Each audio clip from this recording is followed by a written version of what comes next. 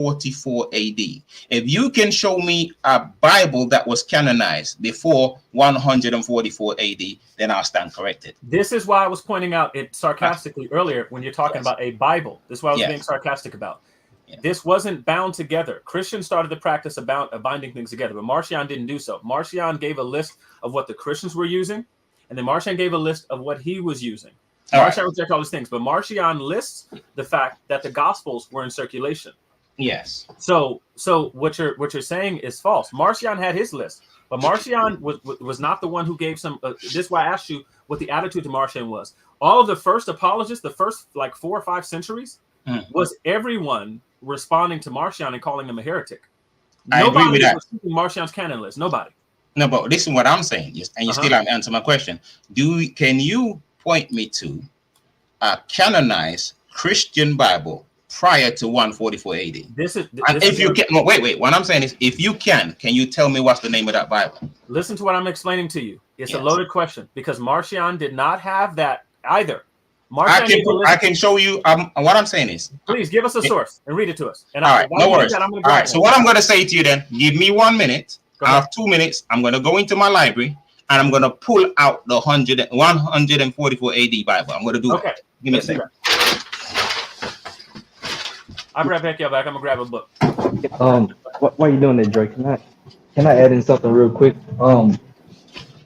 I think we need to. We think this is Byron speaking. I think we need to understand what canon means. Because I keep hearing the word canonized, like the canon root word. Like I think it needs to be demonstrated what canon means, and then who canonized what in what particular way. Like Dre was stating, like Marcion never canonized anything. He just had a list. But I also want to point out particularly something was said about the writings of Paul.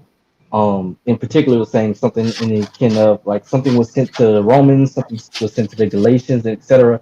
And as Dre pointed out, these letters were circulated amongst the brethren. But also, when they had these localized councils and eventually ecumenical council, but also localized councils, what you found was that those say Paul may have written this letter, say Corinth, right? I think it was think scholars argue there's at least 3, maybe 4 letters written to Corinth. We also have to remember that he not only wrote there, he preached and taught there for a time, and in every other place that he went, he taught there. So not only did he write, he taught, and so there were things that he taught that he didn't necessarily write, and so on and so forth. So when these Christians later all come together in various instances, they have the teachings from the various apostles that they've been around, and the disciples of those apostles.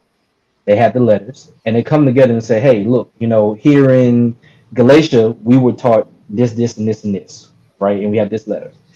And Corinthians are like, "Well, hey, in Corinth, in this area, we had this, and this, and this taught by here," and so on and so forth. Antioch, Alexandria, beyond Rome, and when they came together, they realized, like, wait a second. We all are being taught the same message, the same teachings. And while something may be in this letter to the Romans and something may be in the letter to Galatia, we affirm things in the letter to the Galatians because we were taught that, and vice versa. And so when these Christians finally come together in these various synods and councils, not even talking about the ecumenical councils, the synods and councils, this is when they realize that they can look at these lists. They can look at these lists and say, "Hey, these letters from Paul and the other apostles as well." Say, "Hey, look, like these collection of what we know is the New Testament, the Gospels and the Epistles. These represent the teachings of the apostles collectively." And so Paul taught the same thing as Peter, John, and James, and the other 12 taught, because they also affirmed Paul's teachings as well as the various churches that they established also affirmed the same teachings that Paul taught and as well. So I was a little confused a little bit about that notion, but I just filling time while Leandre and brother Nathaniel got there. If I may, peace to the panel, what up, everybody? I'm a little bit confused, and the brother's position is the brother's position, but I'm a little bit confused with him saying that Paul's writings weren't scripture. I don't really understand. I don't really understand. So let me come back. I left a couple of minutes to get the Bible. Can you guys see this? Mm-hmm. Yeah, give me a second, brother. I'm gonna let you speak your piece. That's the Bible. You need to make the screen bigger. Okay, put it up again. Can you see? Can you see the Bible? The very first Bible, 144 AD. Mm-hmm. The Christian Bible, the Marcion Christian Church Bible. Can you see? That is what I was talking about. Canonized. The first canonized Christian Bible, 144 AD. And that's why I was asking you to specifically, if you have one that predates this, can you tell me what's its called? Yeah. Quick question, Nathaniel, before you do that, is that a canonized Bible, or is that just someone's list from what Marcion? No, this is a canonized Bible. This is a canonized Bible. It's a canonized Bible. This is a Bible. This is a canonized Bible. I'm holding a Bible in my hand. Wow. The first Christian Bible. And you and that Amazon supplier should get watered. Like what I'm saying is, my brother, and I'm only here for truth, not here to argue. I'm here to reason constructively, intelligently, with facts. What I'm saying is, I've heard you. There's no dispute that the Gospels was written before 144 AD. I'm not disputing that. I'm talking about a canonized Christian Bible because the apostles weren't Christians. That's the point I'm making about Yahushua. What I'm saying is the apostles weren't Christians. The apostles were called Christian in Antioch. Paul and Silas was called Christian, but Yahushua didn't call his disciples Christian. If you can show me in the Bible where Yahushua called his disciples Christian, I want you to point me to the chapter and verse. So hang on a second. What does Christian mean? What does Christian mean in today's language? No, in whatever language. In the first. No, what I'm saying is you would not find Christian in the book of Matthew prior to the King James Version Bible saying that, because that word never exists, because Matthew speak Hebrew, Peter speak Hebrew, so you would not find the word Christian in there. Right, but you and Yahushua speak Hebrew, because what I'm saying is, if you let me get the Christian dictionary for you to prove my point, to show you that those words not in there. Those words were inserted in Aramaic, not Hebrew. That's what I'm saying. So you would not find the word Christian in the original text, the Bible. That's inserted. Okay, are you sure about that? 100%. Okay. What languages do you speak? What language do I speak? Yeah. I speak English, but I do speak a few Hebrew words. Okay. Hashalom lecha? No, I speak a few Hebrew words. That's what I said. I just said something to you in Hebrew. But you didn't hear what I said. Listen to what I said. I speak a few Hebrew words. Okay. So what I'm saying is, there are Hebrew words that you will speak that I don't know. Because listen to what I'm saying. So there's no misunderstanding. Okay. Because I know we have the propensity to misunderstand. I speak a few Hebrew words. Okay. How much is few? How much what? How much word is few? I have no idea. What does few mean?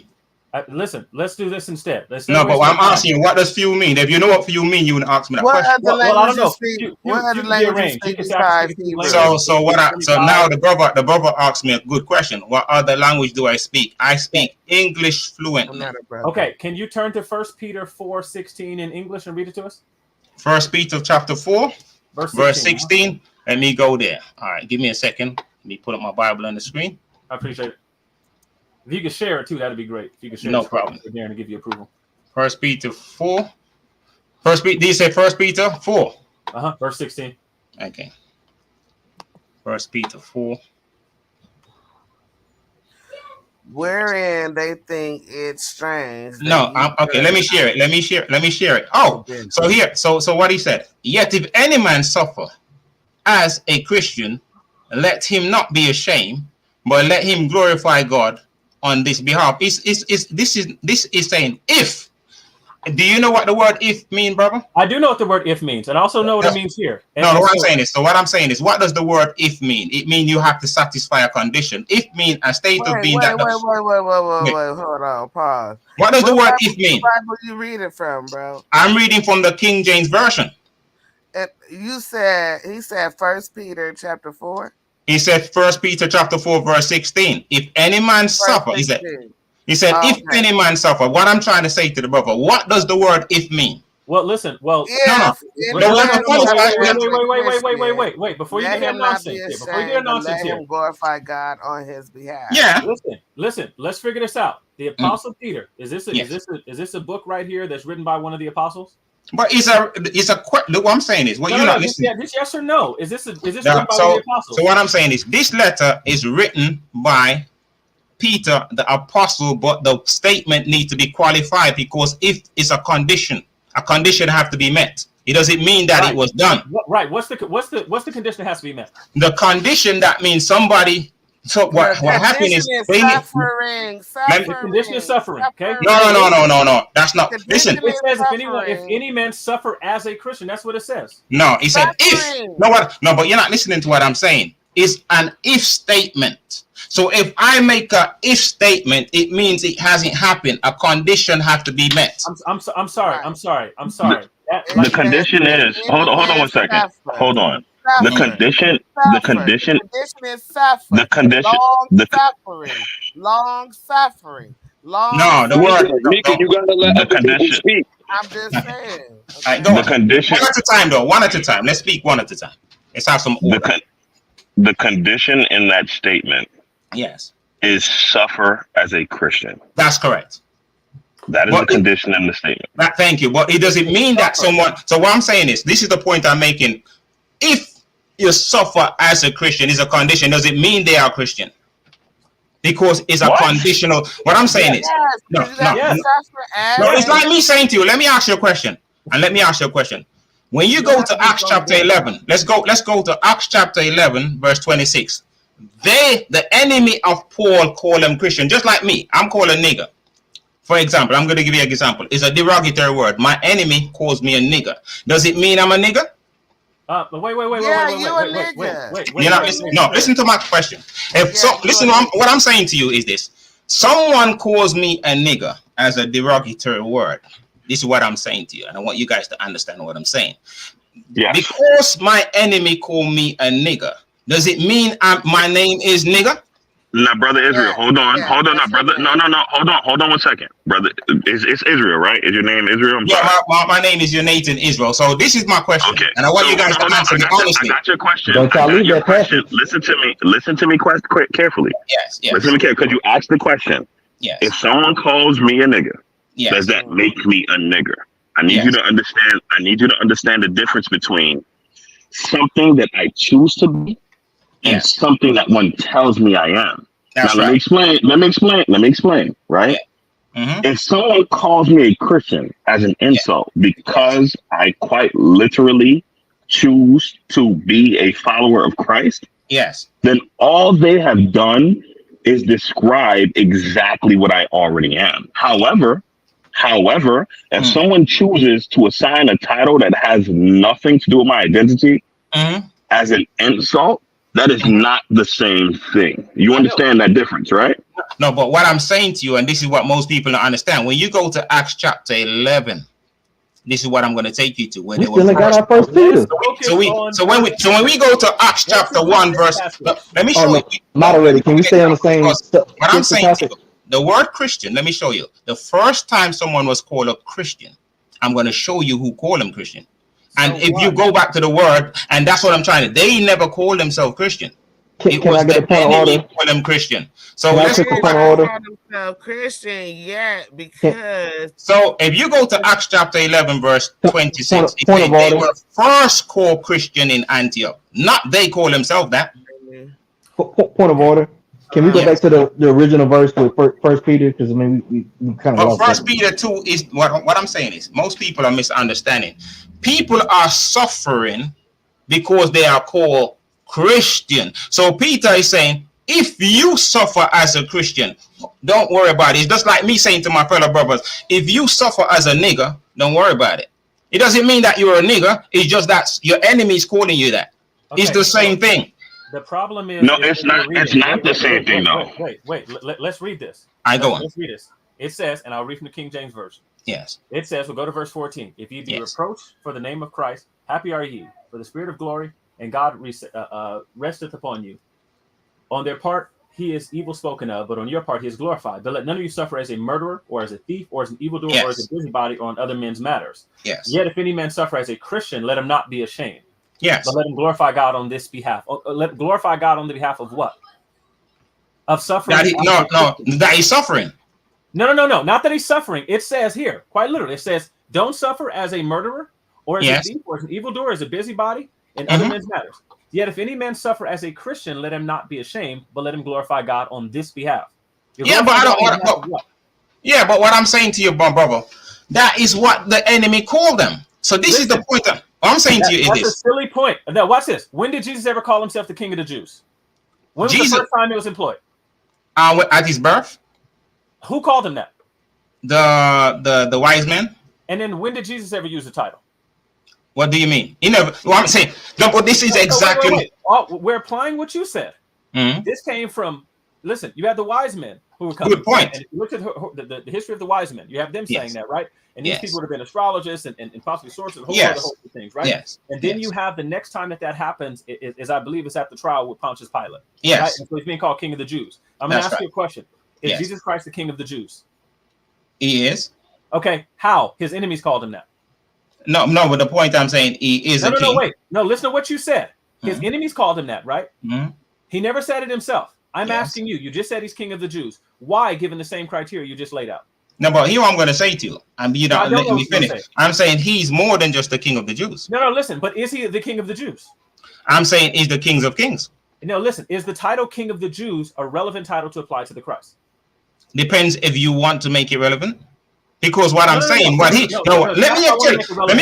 give you an example. Let me answer your question. You asked me a question. Just answer yes or no. Is it a relevant title? The question that you asked me is not a yes or no. Let me answer your question. This is what Yahushua said. He said, I am Kings of Kings and Lord of Lords. That's what he said. So if you are saying, I would be Kings, Lords, that's what he said. No, stop. This means that he's in charge of, like, he's the head of the kings. So listen what I'm saying to you. No, but you're cutting me in the middle of my speech, brother. Let me answer your question because I'm gonna. So what I'm saying is, Yahushua is Kings of Kings and Lords of Lords. Mm-hmm. So automatically he will also be the King of the Jews. That's the point I'm making. No, it doesn't automatically mean that whatsoever. He's King of all. Brother, hold on, Israel. Among the kings. Israel.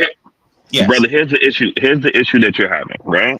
Yes. You're ignoring the fact that one of these labels is not something that the person is. Yes. The other is actually what that person is. Let me explain. Hold on. It's I, right? Let's say, and we see this all the time, right? Yeah. In fact, I partake in this all the time.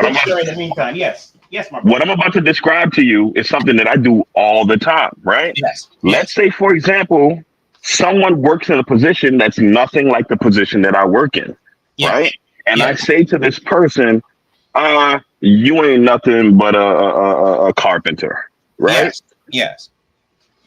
Am I using it in an insulting way? Yes, I am. However, are they not a carpenter? Yes or no? Are they? It could be possible. It's a possibility. No, that's what he. That's what he is, though. He's actually. But what I'm saying is, what you are. Listen to the point I'm making. This is what you guys are not getting. What I'm saying. Mm-hmm. I am saying to you, when you go to the book of Acts, chapter 11:26, it said the disciples were first called Christian in Antioch. So we go into the first. So this is what I'm saying is, I'm going to the first place where they were called Christian. Who called them that? Not themselves. Who called? No, you said they're enemies. I'm asking who called. All right, so let's go to the book of Acts and find out. Thank you. So we go to the book of Acts. So we go to Acts chapter 11. Let's go there. Okay. All right. So Acts chapter 11. Let me pull it up on the screen. Just give me a second.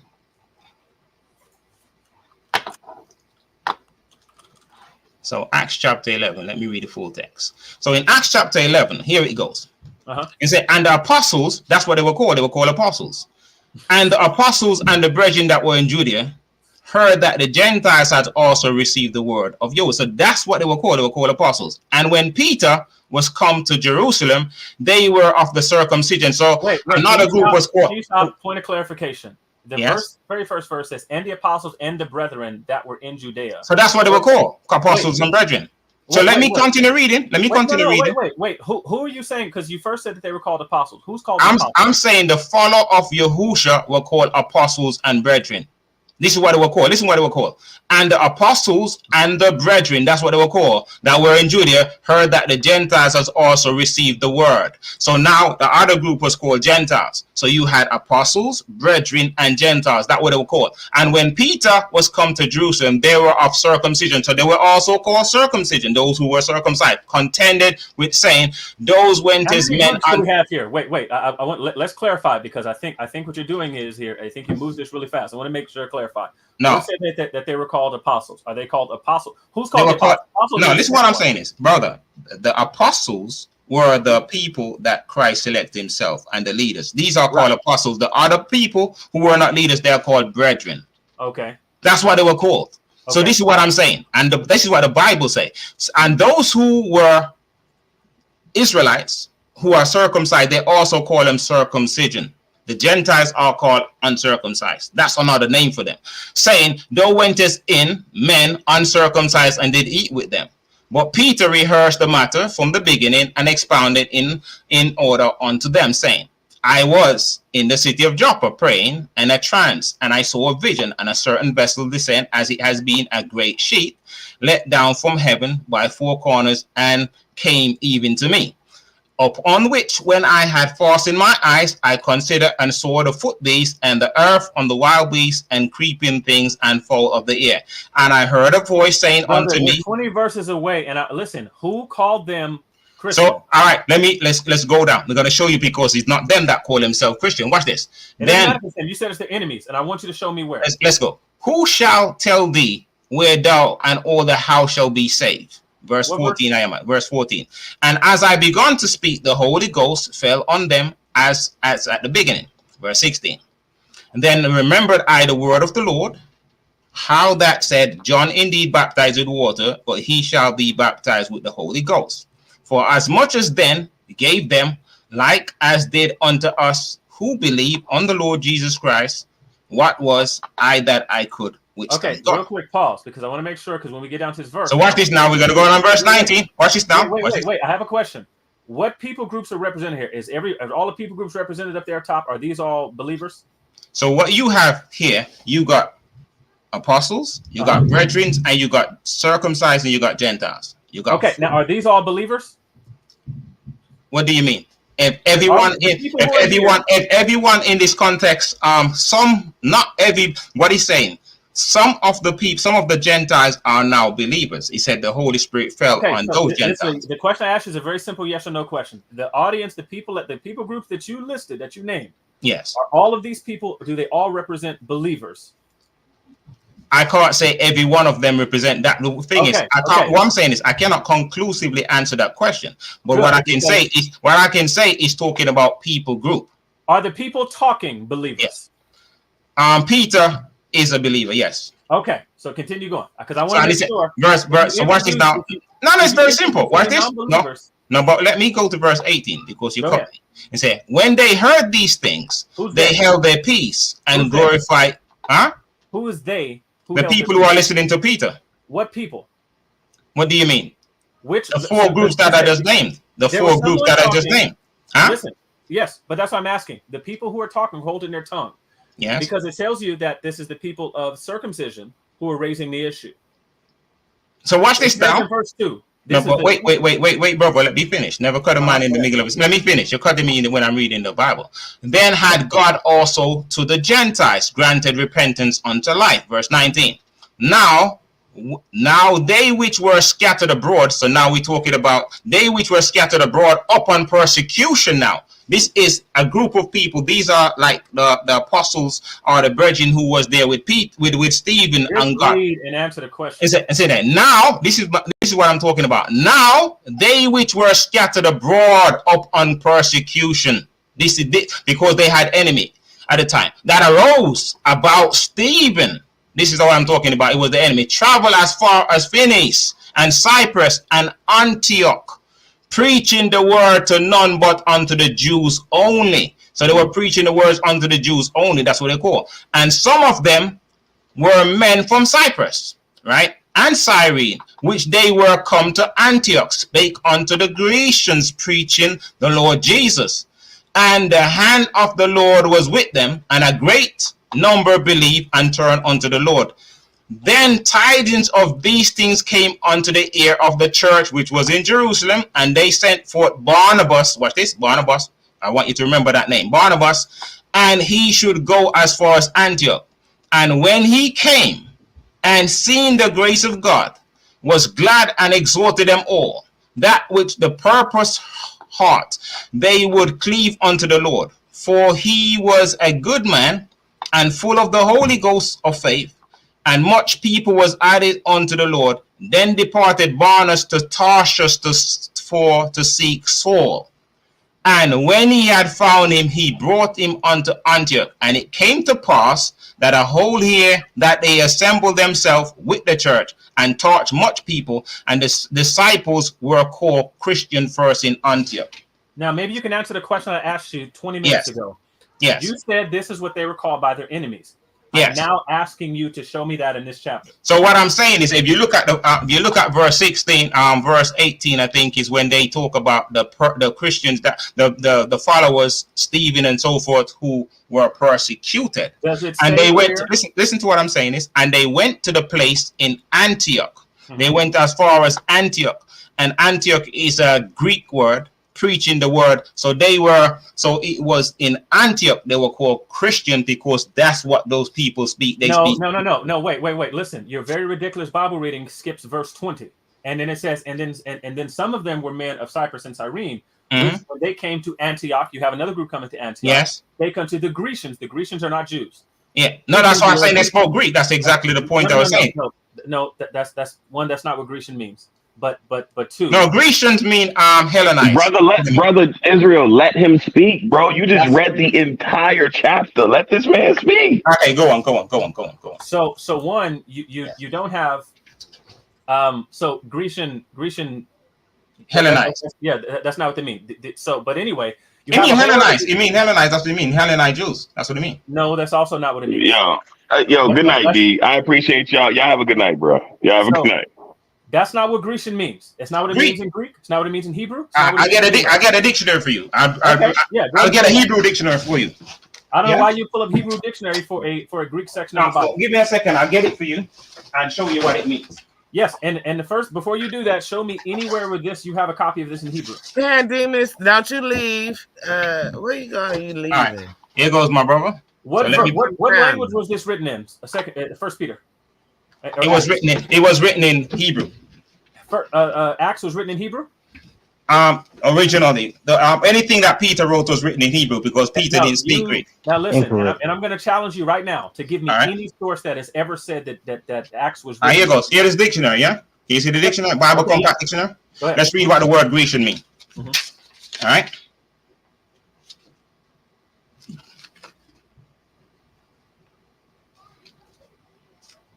Okay, let me find the word Grecian.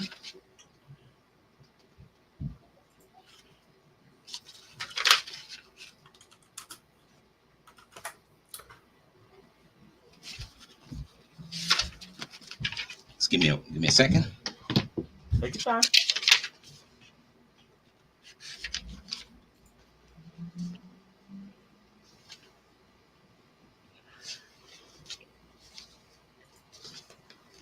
Okay, so Grecian is Greece, the home of the Hellenes, Greek.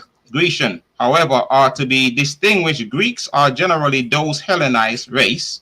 Acts chapter 16, verse 1, which we just read, and probably John chapter 12, verse 20. But the word may be used to indicate non-Jews and foreigners and alien. However, Grecians were the Greek-speaking Jews, folks of the dispersion from the era of the predominantly Greek. So Acts chapter 16, verse 1. So Greek means. This is what I said to you. Grecian means. No. Listen what you just did. I just told you when it references Jews and it says Acts chapter 16. We're not in Acts chapter 16. We're in Acts chapter 11. No, what I'm saying is wait, stop. Your dictionary just gave you a point in time. And it's giving more. It's not finished. He said, and then it went on to say Acts chapter 6, verse 1 as well. And then he said Acts chapter 11. Where is it? And then he said, and he also said Acts chapter 9, 29, and Acts chapter 16. So this is what. Stop. Listen to what I'm trying to tell you. What that dictionary is trying to point to you. Words have what's called semantic range or semantic domain. Yes. Just like any word in English or any word in any other language, it could mean different things in different contexts. I agree. So it gave you the point in times where that's what it means in those other particular chapters based on context clues. Yes. It does not point to Acts chapter 11 as Helleniste pointing to a Greek-speaking Jew. That's not the reference there. It gave you 6, 9, and 16. That's what you said? He gave you 16, he gave me 9, he gave me 6 as well. Right. But it does not, but that's not the case. But it wouldn't be an exhaustive, what I'm saying, it wouldn't be an exhaustive list. Wait. Listen, this is your dictionary. This is what I pointed out to you. In this context here, in this passage here, this is not talking about. This is why it gives you a contrast. Right. And if you could read Greek, you say, oh man, or ude, right? You have this person doing this, ude, but this is happening over here in this region. It's actually giving you a contrast on purpose. So in that particular verse, it has nothing to do whatsoever with Greek-speaking Jews. This is talking about Gentile people. There's it's not an issue. What I'm saying is, it is an issue because listen, because even if you say that, here's the question I asked you from the beginning. You said this were the enemies of Christ. These are the enemies of the Messiah. Who start calling them Christians, and I'm challenging it, and I'm now asking you. So what I'm saying to you, so what I'm saying to you, and you're not listening. I'm saying they were first called Christian in Antioch. Did you say by the enemies? No, but listen what I'm saying to you, and you're not listening to what I'm saying. And they had enemies in Antioch. But so to the point what I'm saying. No, hear what I'm saying to you. Listen to what I'm saying before you cut me in the middle of my speech. What I'm saying to you is this, and this is what I'm going to say. I cannot conclusively say, even though I did say that, I cannot conclusively say that the people that call them Christian in Antioch were their enemies. However, I can say they had enemies in Antioch. And it was, no, hear what I'm saying? It was not the disciples that call themselves Christians. Listen, that's not what the text is saying. Wait. The point I was trying to prove, because everything else is a red herring. My contention is not the disciples called themselves Christians. It's not a red herring to point out an error that you said. What I'm saying is, I stand corrected. Hear what I just said to you. I heard you. Let me respond now. Yeah. It's not a red herring to point out something you said that was inaccuracy. Here's the problem. You said that this was a title given to them by their enemies. You haven't shown that to be the case. But what I'm saying, it doesn't mean I'm wrong. No, it does mean you're wrong. No, it means you can't make that statement. You have no evidence for it. Now, but watch this though. What I showed you though is Peter saying, "Don't suffer as a murderer, don't suffer as an evildoer." He's saying, "Suffer as a Christian." He didn't accept. No, let me finish the point. Let me finish the point. Okay, go on. Here's the issue. The only groups that you listed here at the beginning, you listed all of the groups. Yes. Those who were circumcision, the apostles, the brethren, and Gentiles. You did, and I also include Grecians. No, you did not. But listen, check it out. The Grecians were the people who were being spoken to. You don't have any of the people speaking being enemies there at all. So to turn and say, this is what I'm saying. It's utterly baseless. There's nothing in this verse. There's nothing in this chapter, the entirety of the chapter, that's going to tell you that you can even infer that these were the enemies. No, but hear what I just said to you. I said wait. I'm almost done my point. I'm almost done. You have no leg to stand on, and even suggesting that there was even an enemy present in this text here who was doing the speaking, because here they are, according to the verse. And let me go back to it. According to what we have, you actually have nothing but believers here, and it says, And the Lord was with them, and a great number believed and turned unto the Lord. Then tidings of these things came unto the ears of the church, which was in Jerusalem. And they sent forth Barnabas that he should go as far as Antioch, right? It says, and when he came and had seen the grace of God, was glad and exhorted them all that with purpose of heart they would cleave unto the Lord. For he was a good man and full of the Holy Ghost and of faith. And as much people was added unto the Lord. Then departed Barnabas to Tarsus for to seek Paul. And when he had found him, he brought him unto Antioch. And it came to pass that a whole year they assembled themselves with the church and taught much people. And the disciples were called Christians first in Antioch. Yes. So who called them Christians? So my question to you now, who called them Christians? Well, this would have been a term that they would have been. You're implying. Well, here I'm asking you. No. What I'm saying is, can you conclusively say who called them Christian in Antioch? Can you tell me who called them Christians? Read that person. There you go. There you go. That's the point. Wait, don't say there you go, because I didn't make the claim that they were called this by the disciples. I didn't make the claim that they were called this by their enemies. I didn't make any of these claims. So the point I'm making to you, this is what I was saying to you.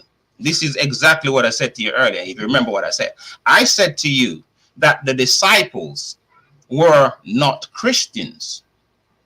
They weren't Christians. They were called Christians, not by themselves. That's the point I'm making. And I've proven what I'm saying. No. You didn't prove that. You literally. No, but wait. Listen to my. Before you cut me. No, you're cutting me. Let me qualify my statement. Can you tell me who it is that called the disciples Christian from that verse that you just read? No, and neither can you say. Wait. Neither can you turn and say that they didn't call themselves Christians. No, you can't say that, because what I'm saying is, can you show me a verse in this Bible right here where the disciples call themselves Christian? Can you show me? In this particular one, no. I just told you. Can you show me? Can you show me? Can you show me in First Peter that you refer to where Peter called the disciples Christians? He just said, if you suffer as a Christian, then he didn't call them Christian. No, he did call them Christians. No. Listen, are you listening? Yes. Are you listening to what I'm saying? I go on. If you can't, well, first of all, before we skip past it, so we started in 1 Peter 4. You want to skip over here. You said that they were called this by their enemies. Then I challenged you in that. And now you're saying you can't say who called them that. If you can't say who called them that, you have a logical issue here where you say, unless you can show me that they were called this by themselves, they must have been called this by someone else. You have no base for saying that. What I can say to you is... Wait. No, wait. You said you let me finish. No. But I can show you emphatically. Yes. Peter saying, don't suffer as a murderer, don't suffer as an adulterer, don't suffer as an evildoer. But you should suffer as a Christian. He didn't say that. He didn't say that. He said, he used the word if. There is no dispute there. But that's not, but what that's saying is if you suffer. He's saying, don't suffer as an evildoer. Don't suffer as, listen to how. Let me ask you a question. Let me bring it nearer to home. Did Yahushua call his disciples Christian? No, not in anything that we have. Thank you. No. Wait. But we just did the same thing. Did Yahushua call himself the King of the Jews? No, but you know what? This is what you just said to me. I'm asking you, what did Yahushua call his disciples? He called them his disciples. Thank you. But check it. You have him saying disciples and him saying disciples are being called Christians. You have a straight correlation. But hear what I'm saying to you. This is what I'm saying to you. Christ called. What I'm saying is Yahushua. What I'm saying is people say Christian mean follower of Christ. That's what it does mean. That's what people say. I'm saying to you, Christ didn't call his followers Christian. Listen. That's still ridiculous. That still doesn't make any bit of difference. It does, because that's the basis. That's the foundation. Was he speaking English? He wasn't speaking, but I can give you the Hebrew word for what he called them. No, you can't, because none of this was written in Hebrew. But what I'm saying, of course, what I'm saying is it was written in Hebrew. Here is it. Can you see this? Can you see this? Yes. What's this for? Yes. Show me. No, what's this for? Where that book says. Show me anywhere where that book says this was written in Hebrew. No, but this is what I'm going to show you now. Go ahead. This is the Christian Belief Dictionary. That's fine. Show me where it says. So the Christian Belief Dictionary, page 442. It says, Matthew, the Gospel of Matthew. Matthew put together the oracle of the Lord in the Hebrew language. and each other interpreted them as best as he could. Matthew also issued a written gospel among the Hebrews in their own dialect, while Peter and Paul in Rome, and the gospel according to Matthew was written for the Jews to the Jews. For they laid particular stress upon the fact that Christ is of the seed of David, also who had still greater desire to prove this. Took particular pain. So this is showing you that the apostles they wrote in Hebrew. Did you hear what you didn't read? Leandro, I have a what language this is in. Leandro, I got a question for you in a second. Yes, sir. They spoke Hebrew. They wrote in Hebrew. No. Listen, I don't have any problem with speaking Hebrew or multiple languages, but they also would have spoken Greek. They didn't speak Greek. Leandro, quick question. Peter didn't speak Greek. Was Hebrew a vernacular term of the Jews during that time? Did they speak Hebrew? That's what they spoke. They spoke in Hebrew. They spoke in Hebrews, yes. By and large, Hebrew was preserved for things that took place like in the temple. So, but outside of that, largely they would have been speaking Aramaic. They would have been speaking Greek. Also known as Latin. 70% of the Jewish funerary inscriptions in that area were in Greek. Right. 70%. So if someone was writing in a non-Greek sense during that time, would they have written to other people, right, outside of the temple area? Would they have written in Hebrew? No, they wouldn't have, because who would have been able to read or understand it? Thank you, because it was not a no, but the point is very simple. What I'm saying is Yahushua speak Hebrew. That's fine. This is what I'm saying is in the temple.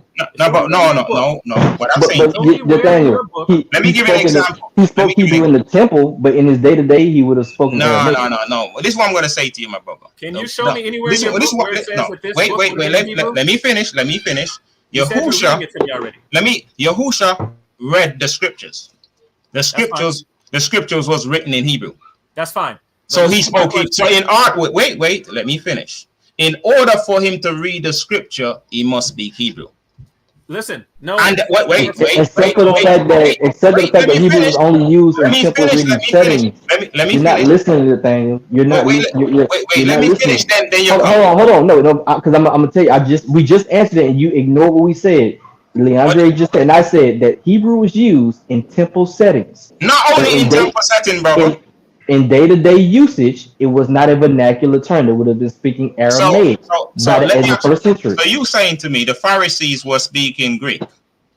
Listen, the Pharisees, just like all other Jews, just like anybody else, you just got through talking about Hellenized Jews. Yes. The town where Jesus from was the most Hellenized of all of the cities there.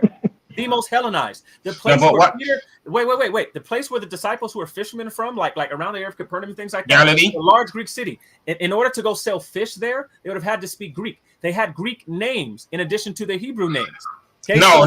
What I'm saying is, I'm going to say to you. The Northern Kingdom, I agree with the Northern Kingdom. Yes. No. I'm not. No, listen, what I'm trying to tell you. This was part of the Roman Empire at the time. At this time, the lingua franca for speaking to the inhabitants there was Greek. The Romans were speaking Latin. That was their higher, more beautiful language. So the people that they were talking to, the documents that they circulated, the way that Josephus wrote, these things are in Greek. These are written in Greek. We know they were speaking Greek.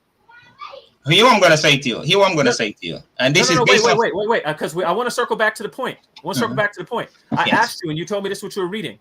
Yes. Show me anything in your book there. Yes. By the way, I just want to tell you, there's no scholarly support at present day whatsoever for a Matthew in the book in Hebrew. There's actually one. What he says. This is what I'm saying. This is your dictionary. Listen, that's fine, but let me finish my point. That's what your dictionary is saying. This is more scholarly than what you're talking about. This is scholarly. This is a dictionary. Sir, no, this is scholarly. This is scholarly. So you telling me that the Christian, what are you saying? The Christian dictionary Bible belief is not scholarly. I'm telling you that you likely have outdated scholarship, because there's virtually no one going around saying Matthew had an original Hebrew version. But brother, this is what I'm saying. This is what your dictionary say. No, first of all, it's not my dictionary. I didn't write it. But that's the Christian dictionary that say this. Can I finish what I was saying? Go on. So as I was saying, though, what you said you were going to read from that book was about the book of Acts and Peter being in Hebrew. Can you please read that section? No, what I'm saying to you is this. Hear what I said to you. Don't tell me what Matthew wrote in Hebrew. Tell me where Peter. No. Hear what I said to you. Matthew, this is what I said to you. Yahushua's disciple spoke Hebrew. Matthew. Not only Matthew, because Peter read the scriptures. And I don't care if they spoke it. Show me where they wrote these books in Hebrew. That's the question. So what I'm saying to you, what applied for one apostle applied to all the apostles. That is absolute nonsense. Because Peter was called for the. Hear what Paul said. Paul said, "I am the apostle of the Gentiles," and Peter is the apostle, and the other apostles. Can you please just show me where your book says that Peter and Acts were written? Who wrote the book of Acts, for example? Luke. Is Luke a Hebrew? He's a historian. Is he a Hebrew? Is the question. In actual fact, let me answer the question properly. It's unknown who wrote the book of Acts. Some people say no. Here I'm going to say it to you. Here I'm going to say it. You got to answer the name. You can't run from that. He asked you a direct question. Let me answer the question properly. I don't want to misquote. Some people say Luke wrote the book of Acts. Do you have anybody who says a Hebrew wrote it? Anybody? No, here I'm going to say to you. Let me finish. Some scholars. Listen to what I'm saying is some scholars said Luke didn't write it. But that's what they say. So I'm going to say. Scholar who says a Hebrew wrote this book? Yes or no? Say that again. Do you have any scholar alive or dead who says that a Hebrew wrote the book of Acts? But I don't have any scholars that didn't say otherwise. So no. You just got through saying that several scholars say that Luke wrote it. Yes, he didn't. But that's not. So it's not conclusive. So what I'm saying is the answer is not conclusive. So the question. So what I'm saying is this was written in Hebrew. But let me answer your question. No, bro, you answer my question. No, you asked me a question. Let me answer it. The question you asking me is gonna require me to speculate. So I cannot answer that question conclusively without speculating. Can you conclusively say so then let me ask you this question. Yes. Can you conclusively say it was written in Hebrew then? What I'm saying is what I can conclusively say is that the apostles of Yahushua studied the scriptures and they read the scriptures. That means they understood Hebrew and they spoke Hebrew. That's what I can conclusively say. Wait. Let me ask you a question. In the stoning of Stephen, in the book of Acts here, this is a very simple question. The stoning of Stephen in the book of Acts, which language of Old Testament did they translate that section from? The stoning of Stephen. Stephen was going to in Acts chapter 7. Listen to this. In Acts chapter 7. I hate you, Leandre. No, this is very simple. In Acts chapter 7, Stephen lay out from the law of Moses all the way down. So he was speaking in Hebrew. Which language was it cited from? Well, the Hebrew. No. What I'm saying is, hear what I'm saying. You're not listening to what I'm saying. Stop. Let me explain something to you. You're not listening to what I'm saying. Maybe you misunderstood what I said. I said, Stephen, listen to what I said. Stephen explained to the people who end up killing him from the law of Moses, which was written in Hebrew, in the prophets, which was written in Hebrew. So Stephen was explaining to them in Hebrew. Okay, let me explain something to you now that I know you have that I know you don't have a cursory idea about. That is false. You can tell by reading the actual version of the story and how it's cited about Abraham, right? You can tell there that he was not citing or reading from any Hebrew version. So what was he reading from? The Sumerian Pentateuch. The Pentateuch? Listen to what I'm saying. The Sumerian one. The Sumerian one, just like at the very same time, there were multiple Hebrew versions going around. There was also multiple Greek Septuagints going around. As a matter of fact, I have one over here. No, I got no problem with that. So what was the Sumerian text? What language was that? Look what I'm trying to tell you. Listen, here's the point of that. These were a multilingual people. This is the point. So don't tell me because it was originally written in Hebrew that it needs to be in Hebrew at the time that I just told you. So you have them using multiple versions of the Old Testament that are in different languages. That's a fact. There's no scholar who's disputing that Stephen is citing. I've never read one, at least, who's saying that Stephen wasn't citing from the Sumerian Pentateuch. Okay, it's a completely different. It's a different verse, a different order of events of the story, right? And then they also used a Greek version. Majority of the citations in the New Testament are from which version of the Old Testament? Which version do you think it's from? I don't understand your question. What's your question? There are citations in the New Testament. Yes. Of the Old Testament. Yes. What version is being cited? What language? The Hebrews. No, it's Greek. That's what you say. No.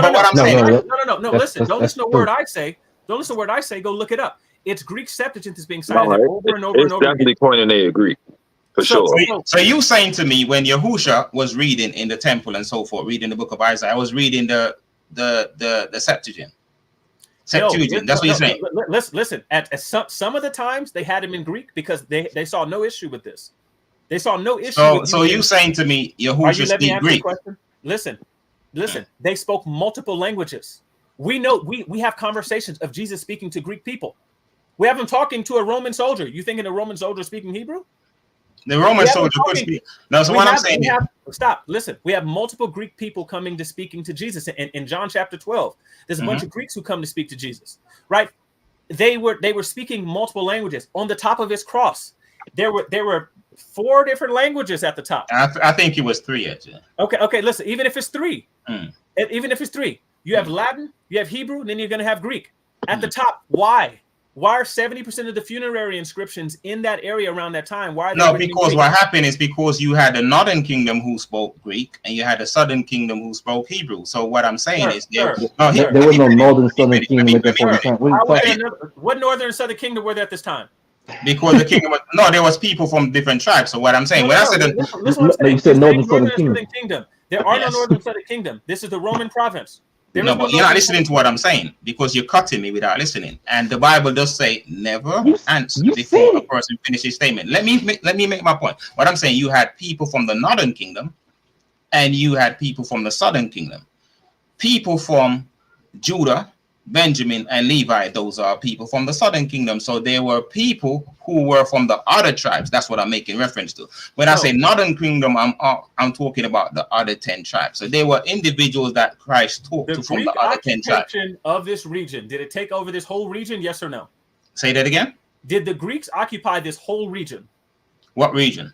The region of Judea and Samaria. Did they occupy that whole region? Is a possibility. No, there's no possibility. I can't. No, what I'm saying is the question you asked me, did they occupy the whole region? Listen what the question is. Listen to what I'm saying. Alexander the Great conquered the whole area after he died. Hold on, we got an issue here, bro. You said Northern Kingdom. You said Northern Kingdom spoke what language? You asked me a question, and then you're answering the question. Listen, what I'm saying to you is this. I know the Greek Empire was a very big empire, go all the way to India under Alexander the Great. Right. And Ethiopia. I know it is a very big kingdom. So what I'm trying to say to you said, did they occupy? They don't have to occupy the place to have the empire. That's the point I'm making. They will have governors in the place that will rule over the place, but it doesn't mean that they have to physically occupy the place. But they will assert generals over this place. Did Alexander survive his journey back? Alexander, what I'm saying is Alexander died. Yes or no? Did he survive his journey back? But this is what I'm saying to you. Alexander yes or no? I'm telling you, Alexander died and his 4 generals took over. And what happened? And his 4 generals took over. Huh? What happened when he died? His 4 generals took over, Ptolemy, Seleucus, and so forth. There was much more than 4, and they occupied the areas here. The 4 generals I know about. I don't know about. I know about 4. More than 4. You can pull up. You can pull up a map. But there's much more than 4. I know about. So what's the other area? They brought in what's called Hellenization. And what's Hellenization mean? Hellenization mean any place where the Greek occupied and culture, then teach them their custom and their culture. Listen to what you just said. That's what Hellenized occupied, right? But listen to what you just said earlier. You just read from that. You just read out loud and said that there were Greek-speaking Jews. That's correct. You're arguing with me about me saying that these were Greek-speaking Jews. You spent this whole time arguing with me after reading, saying that in some. But what I'm saying is, what you're not listening to. What I'm saying is, this is why I was saying to you, you have the propensity to misunderstand. What I'm saying to you, under Alexander, under the Greek system, the Northern Kingdom went into the Greek captivity. That's the point I'm making. It wasn't all the tribes that went onto the Greek captivity. That's the point I'm making. There was other captivities where the house of Judah went under. Have you read the book of Isaiah? Absolutely. Okay. And who were there the from at the time? Yeah, Leon, I got a question for you. So Isaiah is talking about the Babylonian captivity. And who rescued them? And then you had a guy by the name of Cyrus, under the Persian captivity. What type of name is that? Cyrus. What type of name is that? What do you mean Cyrus? Well, it was a Persian name. It was a Persian. Okay. And who came in after the Persians? Who were the Persians at war with? And then after the Persian, they you had the Medes. You had the Medes and the Persian. No, the Medes and Persians. That's not the order of that. No. You had the Medes and the Persian become one. You had the Medes and the Persian become one kingdom. Right. And then after that, you had After that, you had Darius that ruled, and then you had Artaxerxes that ruled after that, and then coming down, you come down to the Romans. No, after that, you skipped one. You skipped one. You skipped I one. No, you had the Babylonians, you had the Greek, and then after the Greek, Greek, you had the Romans. Romans was after Greek. So, but you had the Greeks first. That's I agree. That's what I just said. I said you had first you had Egypt, you had the Babylonians, then you had Medo Persia, then you had the Greeks, then you had the Romans. Okay, so listen, but we're focusing on the Greeks, and this would have been 400 years or so prior to the Romans coming in, correct? Mm-hmm. Okay, and so would they have been spreading Hellenization, language? Absolutely, art, I agree with that. I don't disagree with that. So do you think over 400 years of a 400-year period of time, like that the Jews would have learned to speak Greek? Depends on what region of the world they were in. Some of them, yes. What region was Isaiah writing to? Who was Isaiah writing to? Or who was writing to Judah? He was a Judean prophet. Okay, and who's the prophet for Israel? Hosea. Okay, and so were the Greeks there? The Greek was under the Greeks was taken. That's what I'm saying is the northern kingdom was taken over by the Greek. They were taken into captivity. Okay. And when you go to let me give you the history. When you go to 2 Kings chapter 17, it told you that the tribe of Judah was left. Can I show you a map? Greek occupation, as long as it's biblical, because I'd have to take you back to the Bible and show you what the Bible says. Okay, well I'll tell you what. Show me where the Bible says that there was an occupation not occupied by the Greeks. If you have a Bible map, I'll take it. No. What do you? I didn't understand your question. What do you say? What I'm asking is because we have maps and we know what areas the Greeks occupied. Okay. And I don't have a problem with that. What I'm saying is, I don't even understand what your real question is, because right now, what we are doing right now is trying to see who knows. Here's what we're doing. You dispute. No, wait. Let me finish. You're cutting me. Let me finish. Right now, all I can see what you are trying to do is to see if you can actually see if I know my history. And I know my history very well. So that is what I'm seeing. If you have a biblical question, because the point that we already established previously is that I prove to you, because this is what, that there is a canonized Bible, which you said I couldn't, and I prove it. So the next thing is that this is how it started. The next thing you asked me about Christians, and I said, okay, and I conceded. I said the enemy of Yahushua's disciple named them Christian.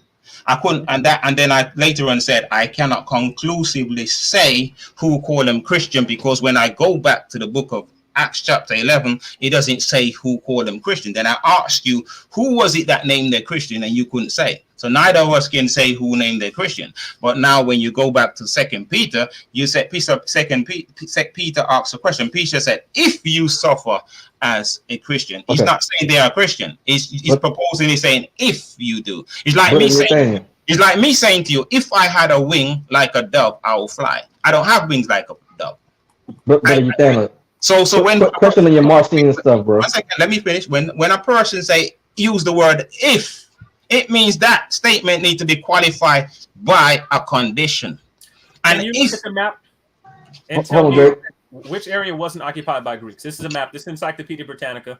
Show me where, and I'll click out so you can see this. Encyclopedia Britannica, consolidation of the empire, and then it shows you a map of Alexander's empire. Can you show me? I don't have a problem with it. Well, show me which area wasn't occupied by Greeks, because this is what you've been focusing on. You've been saying that not the whole area, depends on which area. Show me an area on here, right here in this region. Right here. What I'm saying is, but the point is this, and I'm glad you used the map, because the point I'm saying, not because a place is occupied by an empire, mean that place have to speak that language of the empire. For example, England. Let me give an example. Great Britain. What? Let me give an example. Please don't do this. Please don't. Let me give you an example. Great Britain occupied many countries. This is what I'm trying to say to you. Many countries. They used to say the sun don't set on Great Britain. And there's many countries that Great Britain occupied that don't speak English. Give me one. Name one, please. Didn't speak English. Give me one. Please. I'll give you Pakistan. They speak English in Pakistan right now. No. What I'm saying is they speak English now. But it was they spoke English back then. That's the first language that you learn in Pakistan. You're not listening to what I'm saying. Power started leaving at the beginning of the 20th century. Let me give an example, bro. There's people. What I'm saying is there's people in India that don't speak English. Where are you from? Where am I from? I'm Jamaican. Okay. Why do you speak English? Huh? Why do you speak English? Because that's the language that the Jamaicans. No, the reason why I speak English because the Jamaican slaves. That's the language they were taught. Wait. So yes. hang on a second. But India was in slaves. There's a difference. The colonial powers, they didn't colonize. They colonized, but they still speak their language. No. Listen, see, that's the thing. I don't have a problem with them. I don't speak my language. What I'm saying to you, this is wait. Before you move off of that point, listen to what you just said. You're not going to find. Listen, when the English occupied like India, Pakistan, they spoke English. It's part of colonization. No, what I'm saying is there's individual over there that will speak English, but not all the population. Listen, will you stop that, brother? That's like saying you had people in America that still spoke Cherokee and Choctaw and Spanish. Right, and there's people in but the language is still English. No, but what I'm saying, the point I'm saying to you, let me give you an example. There are people who live in America that doesn't speak English. Because I've met people in America here that only speak Spanish. Okay, quick question. So in the 13 college, brother Daniel, were they Native Americans that spoke Native American languages? I can't conclusively say. You're asking me to speculate. No, I'm being honest. You're asking me a question. You are speculating about the disciples. First of all, what you said is and this is how fast we moved. Yes. You just said that there's an area not occupied by the Greeks. I'm literally showing you where Alexander. But I'm saying he's not a dispute. Stop. Listen, please let me finish. Here's what you said.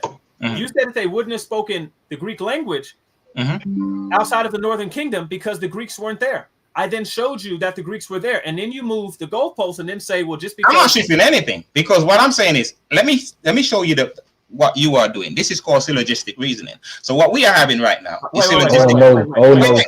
Stop. Hey, bro, let me make my point. What we are having right now is called syllogistic reasoning. Because logic out of there. Let me tell you why. Let me finish. Because you're belaboring the point that I'm not even having any issue with. I am saying to you, the Greek Empire, and maybe you don't remember when I said this, the Greek Empire stretched as far as India all the way to Ethiopia. It was a kingdom. And in that kingdom, any person that know what a kingdom is, for example, I was born to what I'm saying is anybody that know what monarchy is, I know anything about monarchy. When you have a monarch system, they will have things like governor general that they will put in your country, right? And these governor general represent that country. And they will and that's the same thing under any empire that have kings. That is how kingdom work. So not because someone is in your kingdom and your country is under that empire mean that every person in that country is going to speak the language. No. Can I interject real quick, Leandro? So here's the issue that you had in your Daniel.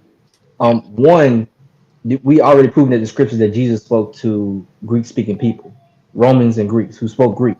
So therefore, whatever you're saying is bunk, because I'm not finished.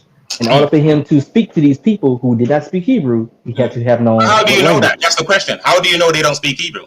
Because they're Romans and Greeks. Why would they? How do you know Romans don't speak Hebrew? Because this is the ranking of Roman language. It's Latin first. No, you're speculating, bro. Greek. No one's speculating. This is documented. It's Latin first. So you say no Romans speak, so you're saying to me no Romans doesn't speak Hebrew? Jesus, let me say it. Jesus was considered, him and his disciples were considered peasants compared to the Romans. So why would the Romans, who are considered themselves above and beyond the Hebrews, lower themselves to speak Hebrew? So what about when it's their hold on, let me finish. When it's their occupied territory, no, you have to learn the language of what we speak. Therefore, you have to either speak Latin or Greek. And since that area was the eastern part of the empire, there's a flaw in what you're saying. I'll show you what the flaw is, because Herod Antipas speak Hebrew. Herod wasn't. He was an Idumean. So he was a Roman. He was a Roman. No, listen. He was a Hasmonean. What I'm saying is Herod was a Roman. He was a Roman. Stop. No, he was not. He was a. So what was he? He was an Idumean. He was of the Hasmonean dynasty. He came from under the Maccabees. He was a descendant of that line. Nobody was a Roman. He was Roman. No, listen. I wish you would stop saying that. That's false. It's part. There's a whole reason why the Romans employed tax collectors. Is because they spoke Hebrew. So you're saying the Herods weren't Roman? No, listen to what I'm trying to tell you. They were Hasmoneans, part of the Hasmonean dynasty. These were people who were Hebrew people. That's part of the reason they're setting them up as client kings. It's a historical fact. So you're saying that Idumean, so you just made it. That's what I'm saying. There's a flaw in what you just said again. You said he was Idumean, and now you said he's Hebrew. So how do you work that one out? Well, because I just told you, because an Idumean and the Hasmoneans, these were mixed breed people. These were mixed people. You can look it up right now. So Idumean. So you're telling me that. So another word for Idumean doesn't mean. Let me get the dictionary and show you what Idumean means. I'm gonna get the Bible. If you go to Samaritans being mixed breed people. All right, bro. Let me go to what the dictionary and show you that Idumean doesn't mean what you just said. You can just look up Herod, and it's going to tell you. It's going to tell you his pedigree. All right. I'm gonna go to Idumean. But anyway, as I was saying, Leandro, quick question. So, Leandro, when empires occupied an area, right? Their language and their culture follows it, correct? Correct. And if you want to do commerce, if you want to do trade, if you want to speak in the day, do you speak the language of your forefathers, or do you have to speak the language of the occupying power? Listen, you guys speak the language of the. No, what I'm saying to you is this. Based on my experience, I've met people from all walks of life, and I have met people where they need interpreter to interpret what they're saying. Because what I'm saying to you in Bible times and even today, when sometimes people speak to each other with an interpreter. They still do that now because they don't speak the same language. They didn't need that back then because they spoke multiple languages. That was normal. We do it today because we typically learn one or two languages. What I'm saying is that's not a speculation. That was a normative for people speak multiple languages. Bro, this is what I'm going to say to you. You're speculating. You cannot. So who was the interpreter for Jesus speaking to the Roman guard? Who was the interpreter? How do you know that the Roman guard doesn't speak Hebrew? I can't say what language he spoke. What I'm saying to you is this. You know what I'm saying? What I'm saying to you is this. The question you're asking me, I'm going to be honest with you. The question you're asking me asks for speculation. No, it's called learning history. Not because what I'm saying to you, let me give you the reason why. Because none of the question you asked me, I can give a conclusive answer. Because I wasn't there. And there's no historical fact to back up what you're saying. Besides, if you take a basic New Testament class, you would know the answer. No, my brother. What I'm trying to say, in the Bible, they had interpreters to interpret certain things because not everybody speak the same language. And we do have that today. So for you to say to me, in the Bible, there was no interpreter around, that's nonsense. No. What we actually have, see, but this is the problem. You speculated from the beginning, and you actually have statements of Romans talking about the order of their languages. You have statements from them talking about why it is that they like the Romans weren't going. The Romans occupied a very large area. They're not learning all of these languages. They're not versed in the languages of 200 different people. That's so you I do mean. Let me finish what I'm saying. Let me finish this point, and after that, I'm gonna leave you to it. I'm gonna do something else. But here's the problem. Yes. You can't say, which you started out saying, that they didn't speak Greek. That's what you started saying. Who did I say didn't speak Greek? You said that the Jews didn't speak Greek. No, I said the apostles. What I said. This is what I said. You said I said the apostles. I said the apostles. And then when I went to your dictionary, and it shows that we don't even know who is the Christian dictionary. Who put that together? You're Christians.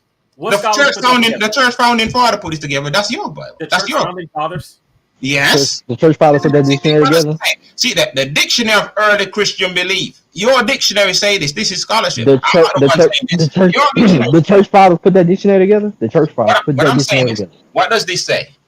What does it say? Are these the same church fathers that gave you that Marcion Bible? No, hear what this say. Listen what it says. A dictionary of the early Christian beliefs. That's your dictionary, not mine. Yours. Your dictionary say that these guys wrote in Hebrew. No, I didn't say this. Your dictionary said it. My dictionary? It didn't say they wrote in Hebrew. What is the early Christians? You are the later. What I'm saying is, you here. Let me say this. Let me make my point. Let me make my point, brother. Before written in Hebrew, and then you're trying to say this is true of everyone. No, what I'm saying to you. No, what the dictionary is showing you that Matthew, not only Matthew. The apostle. Show me somebody other than Matthew. No, what he's showing you. Well, let me give you an example. It's showing you what the dictionary is saying. The apostles, including Matthew, these guys spoke Hebrew. It didn't say that though. You didn't read anything that said that. What I'm gonna do. But what I'm saying is, let me read what Idumean mean from the. No. What you do is.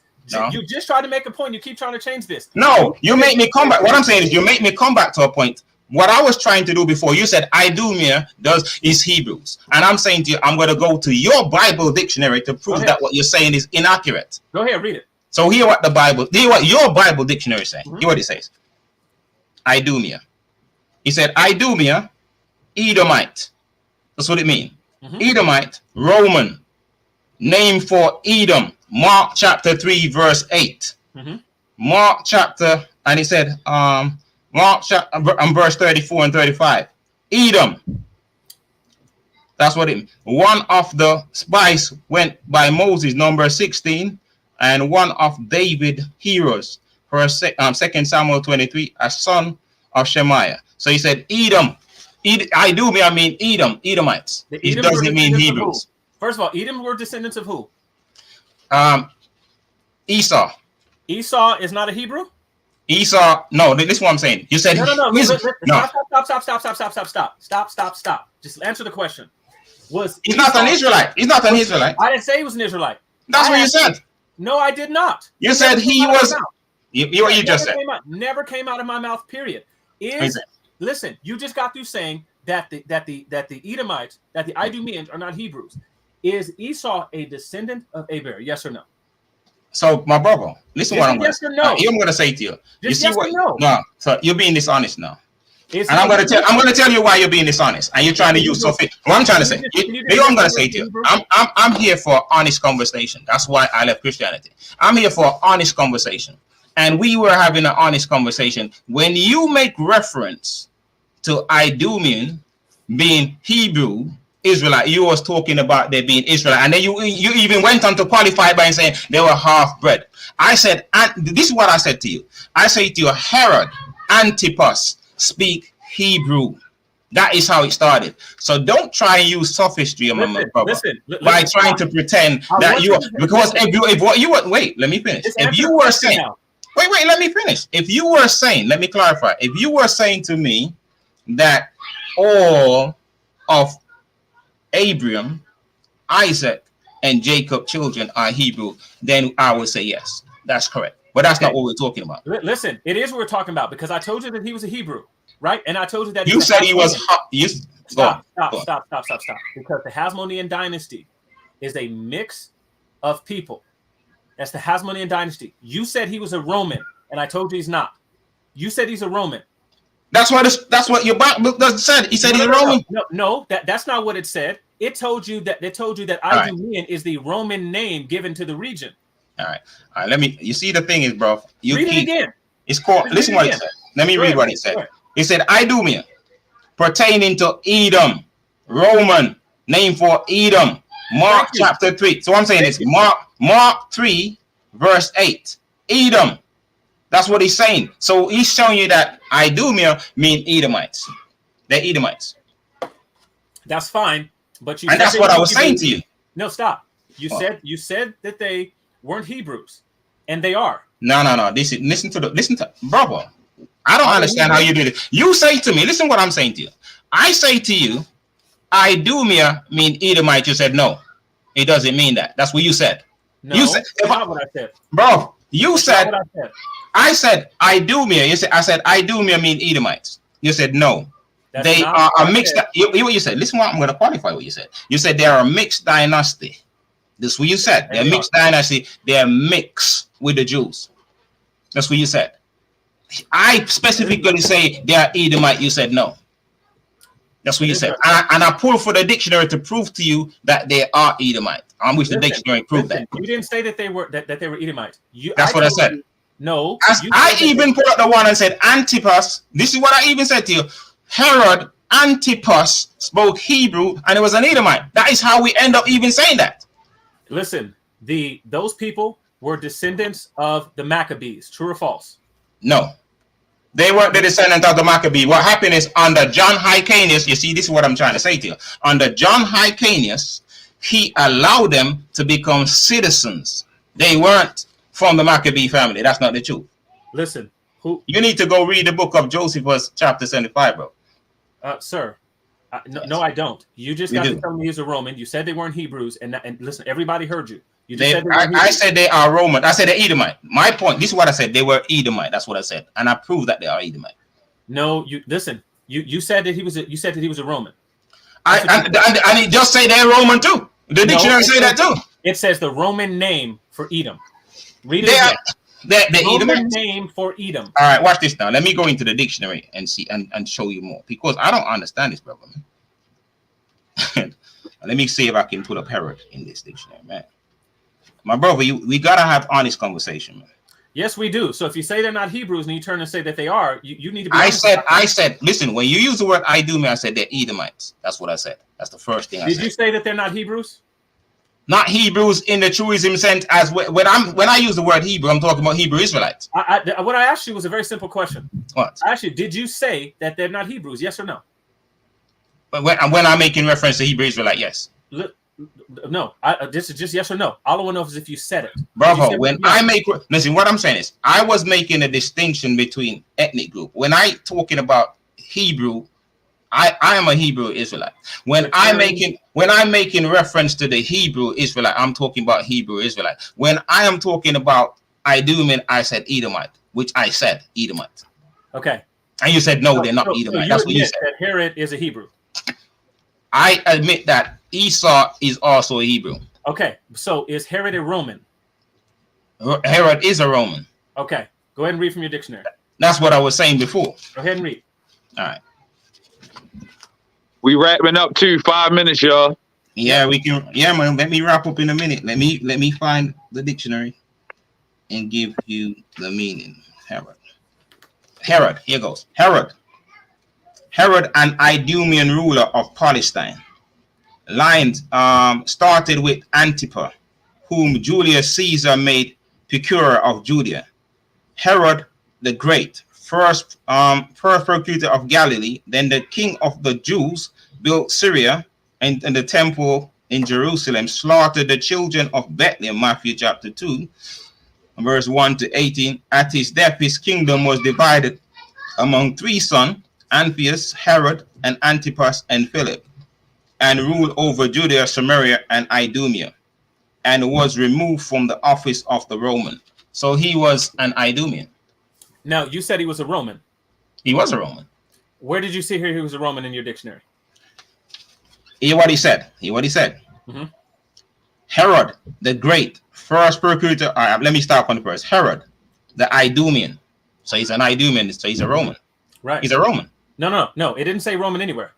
Hear what he said. If he's an Idumean, he's a Roman. No, Edom is not in Rome.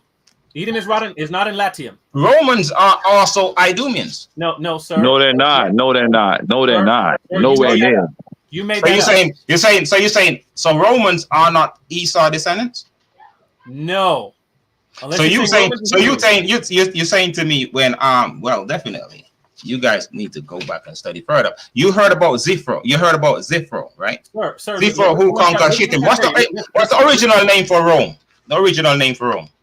Sir, listen. Here's the problem. You just try to smuggle in now that Romans are Edomites. Where is Edom on the map? Can you show us Edom on a map? Wait, I can show you Edom on the map. Pull it up. Of course, I can show you Edom on the map. I'm not you. What I'm saying to you is this. This is what you're. What I'm saying is. Let me give you an example. No, let me show you what your problem is. I am saying Edom has spread out itself all over the world. It's not just confined to one geographical region. So you're gonna pull up the map and say this is Edom and believe that the Edomites went and conquered people and conquer their land and inhabit that land. Rome is one of those lands. Tell us when the Edomites ruled Rome. All right, 1 second. I'm gonna pull up some scholarship for you. Give me a second. Thank you. Now I want to show everybody this. Everybody look at the screen. This is a map. This is Edom. This is Edom. Now, does this look like Latium to you, the region where Rome is from? Is that what this looks like? This is Edom. Okay? Now, as a matter of fact, I need to get a whole map. Matter of fact, watch this. Let's do this.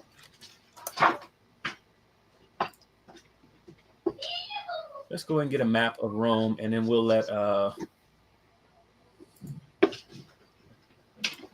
brother get back. Give me a second, brother. I'm gonna get that book for you to show you. Now, this is Rome. So this area right here, in the center right here, this is called Latium, right?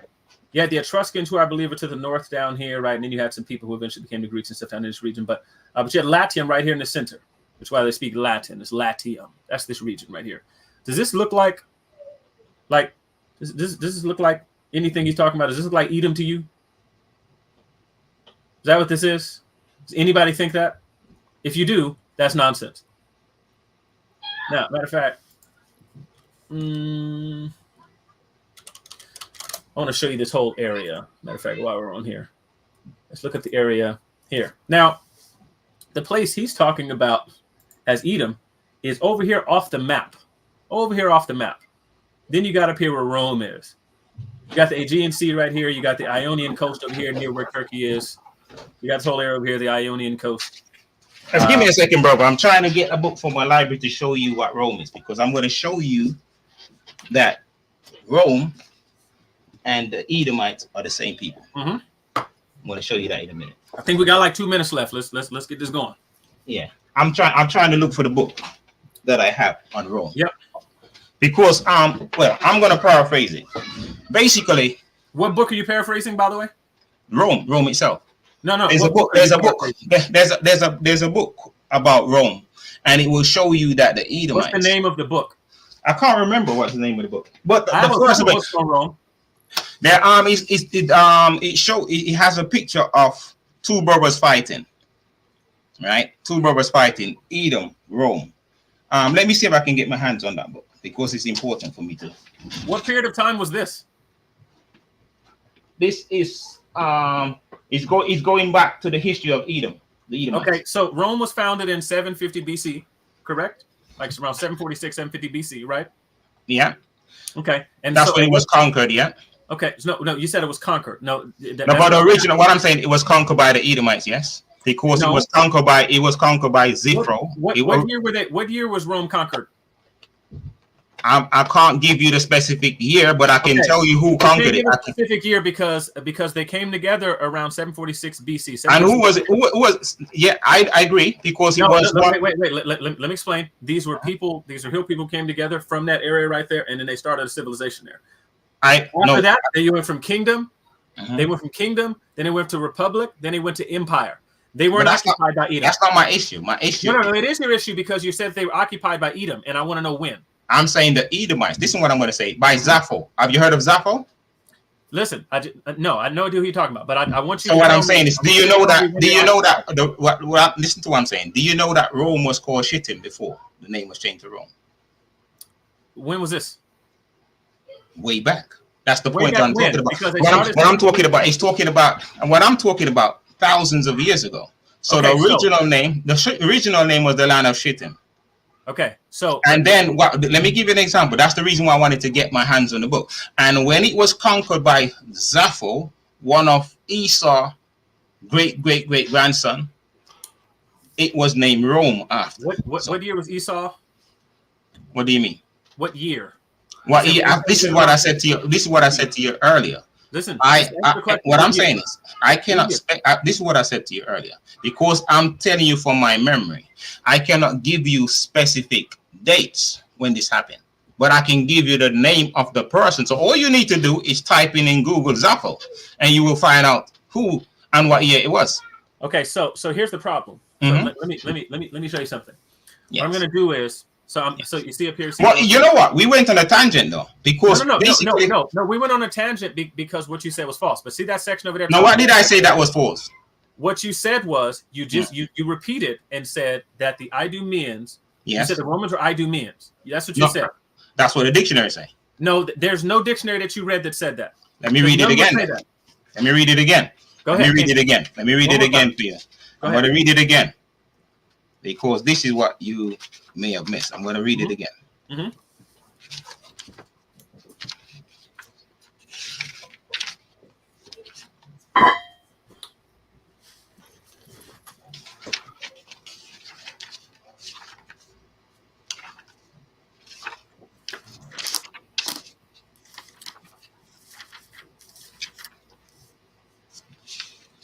me go back to it. Icon. Here it is. Hear what it said.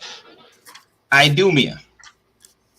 It said Idumea pertaining to Edomite, Roman, name for Edom. That's what I'm trying to say to you. It So says, what I'm saying, it says it's a Roman name for Edom. that's what I'm. So and I'm saying to you, the Romans are Edomites. Right, but what I'm trying to tell you is that if I say this is the English name for an automobile, I'm not saying that it's English. What I'm saying is, no, listen, I understand what you said. Sir, you're not understanding what I'm saying because you keep saying that the Romans are Edomites when they are Edomites. That's what I'm telling you. The Romans are Edomites. Listen, you just said you're going to read it to me from the book, but the book. No, what I'm saying to you is this. Hear what the dictionary say.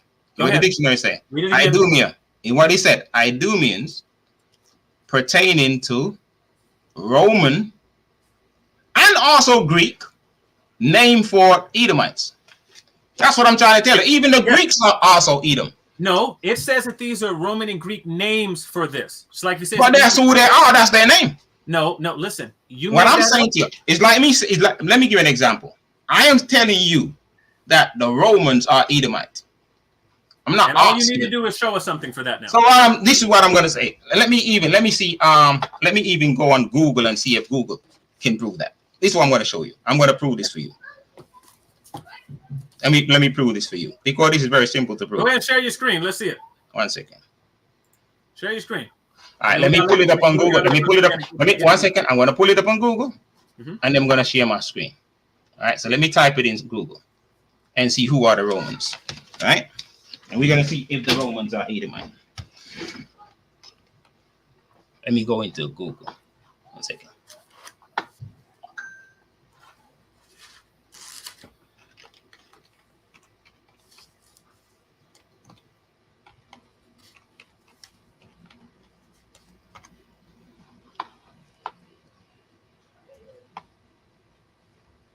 All right, I'll pull it up. Let me share this. Let me share my screen. All right, let's go to present.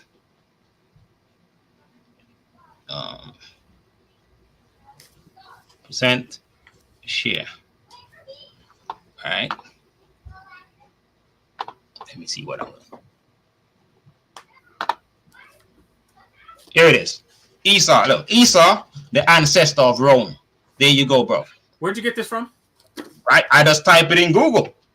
Here it is. The Bible said in the Bible, Esau is the ancestor of the Edomite who lives on Mount Seir, southwest of Judah. So how did the rabbis came to associate Esau, Edom with Rome? Wait. What did I say? Two main factors. No, wait. You're laughing. Listen to this. Two main factors. Listen, two main factors here: Christianity and Herod. So watch this. Just the same guy I'm talking about, Herod. Watch this now. Esau and Jacob sibling rivalry. The Torah describe how Isaac and Rebekah, twin son Jacob and Esau, battled each other in their mother's womb. So the same guy I was talking about, Herod. Can you just read the section where it tells us how they So what he said? And Jacob and Esau grow together, and Esau is a hunter, blah blah blah. At least Esau with the blessing. So that's talking about Israel and Edom, the historical connection. The biblical text explain that the two groups of Israel, Jacob and Edom, Esau, the brother of the Edomites, are the older group with the biblical confirmed in Numbers, text, and so forth. Judea, Idumea is the second temple time. After the destruction of Judah in 586, the Edomites who sided with the Babylonians in their conquests, Psalms 137, expanded their territorial holding west also to Ashkelon, setting up much of what is southern Judah, including Hebron, and the Judahites began to return in the late 6th century. The Edomites were enriched. It's showing you that the Edomites was an enriched group. Centuries later, the Maccabees rebelled against the Syrian Greek, and Judea took over Idumea, and Judah and his brother, and made war, blah, blah, blah, the Edomites and Rome. See, the basic sketch is the relationship between the polities of Israel, Judah, Edom, and Idumea during the biblical and second century. So the early Christian reading of Jacob and Esau, and then you go into the epistle of Barnabas. So what this text is showing you that you don't know what the text is showing because you haven't even read it. It's your first time. No, he said Esau. No, what he said? Esau, the ancestor of Rome. So he's the ancestor of Rome. Let me see if I can find. No. Stop. This is literally telling you that it's allegorizing these two, and it's telling you that. All right, let me find something else. Let me find something else. Let me find something else and put this up on the screen. Esau. All right, after this, can we wrap it up? Yep. Yes, sir.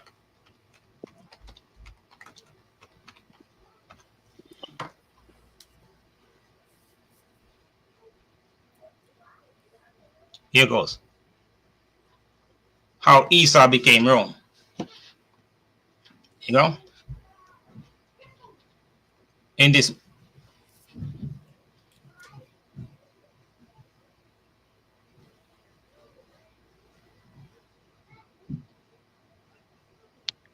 So he's showing you. So if you read this article, it will show you. No, what I'm saying is, it's a long article. You read the article? I'm browsing through it. What I'm saying is, I don't want Leandre on here. No, here it is. No. What I'm saying is, it show you, and it shows you. It making reference to Genesis 25 was what he said. How Esau become Rome. Brother Nathan, I apologize for interrupting. Yes, hold on real quick. I just want to say, first of all, Leandre is suspended from Paradigm Shift TV 314. He is a disruptor. Yes.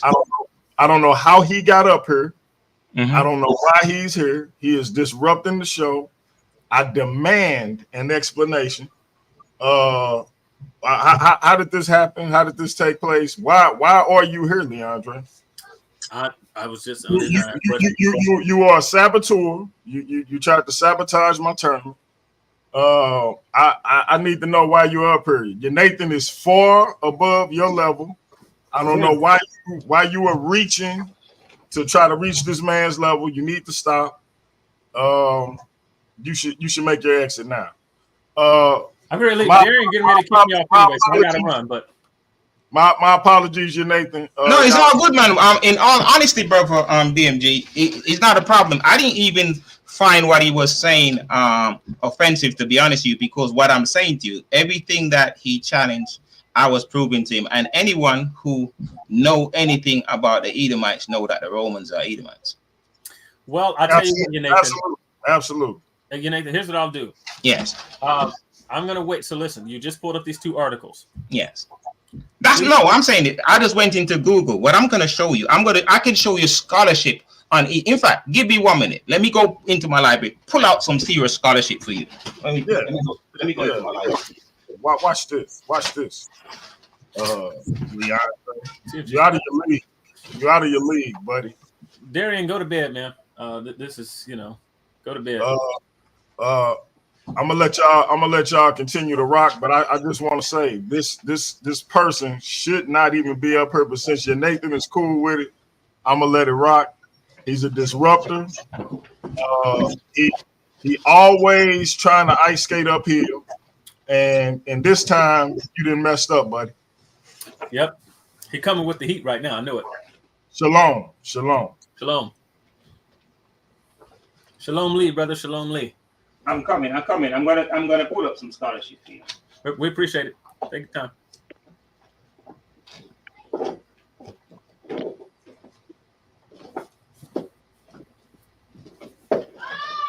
Darian, I'm sorry, brother. Darian, I'll buy you some Starbucks or something, brother. Tomorrow, you just let me know, or some lunch. You're the fan. You just let me know. No doubt.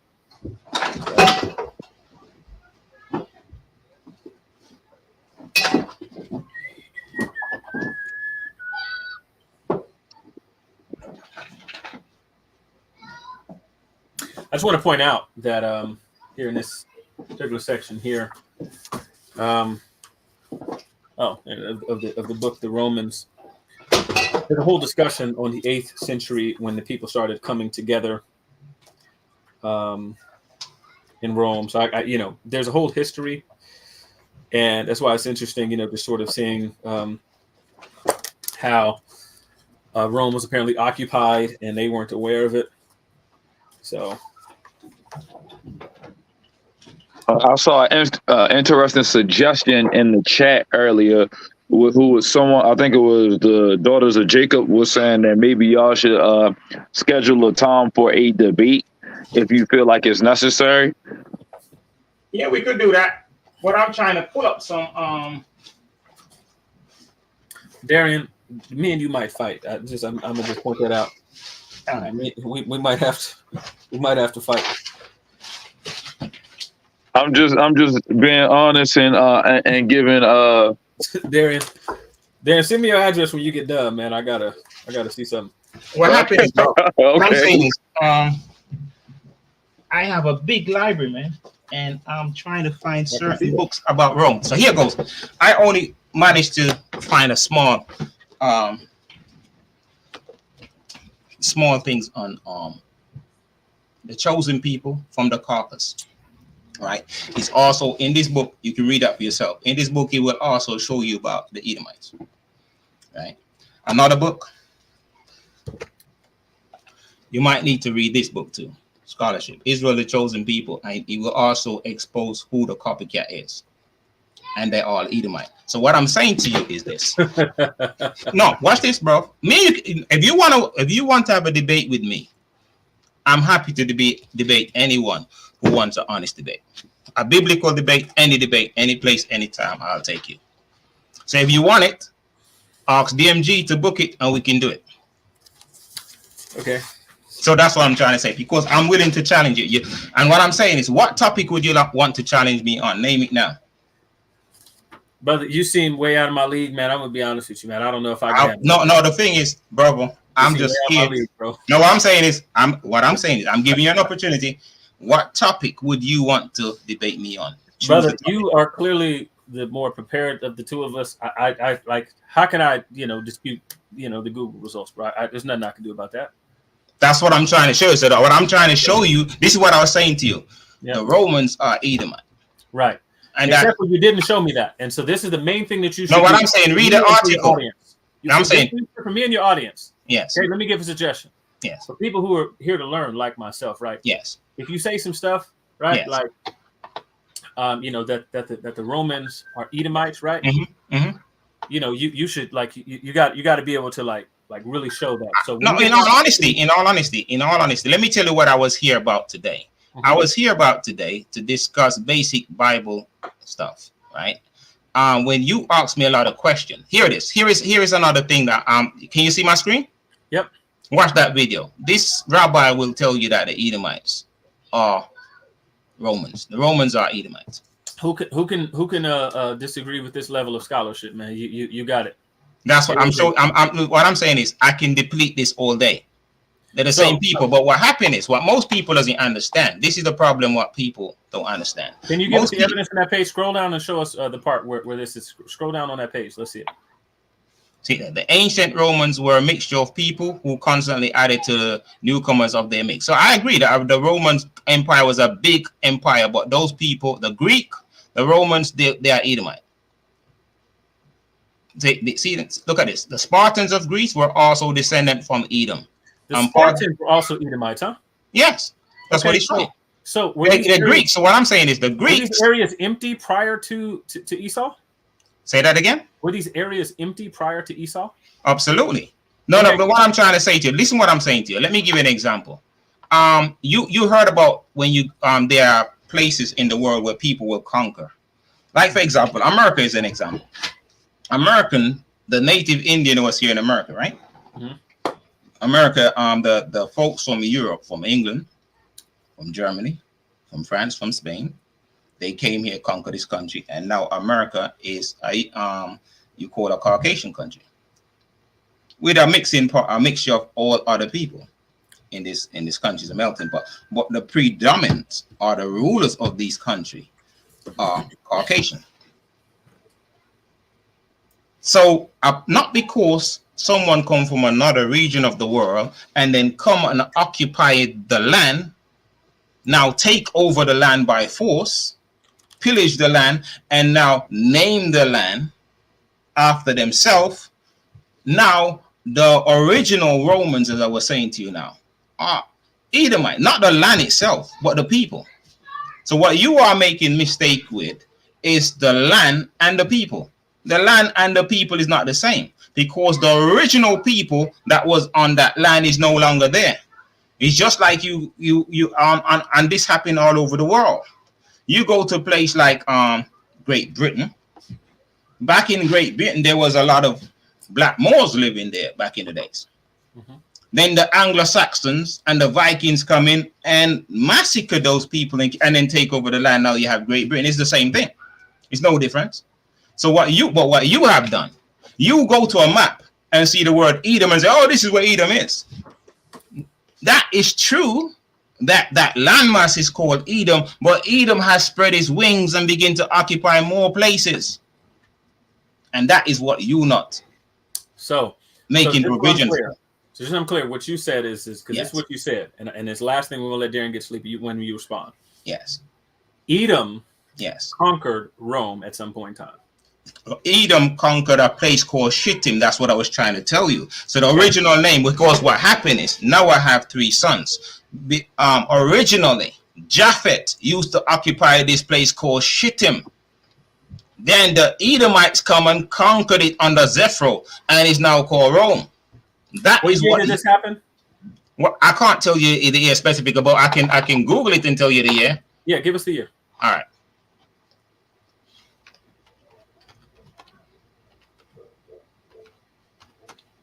And then we'll let Darren go to sleep.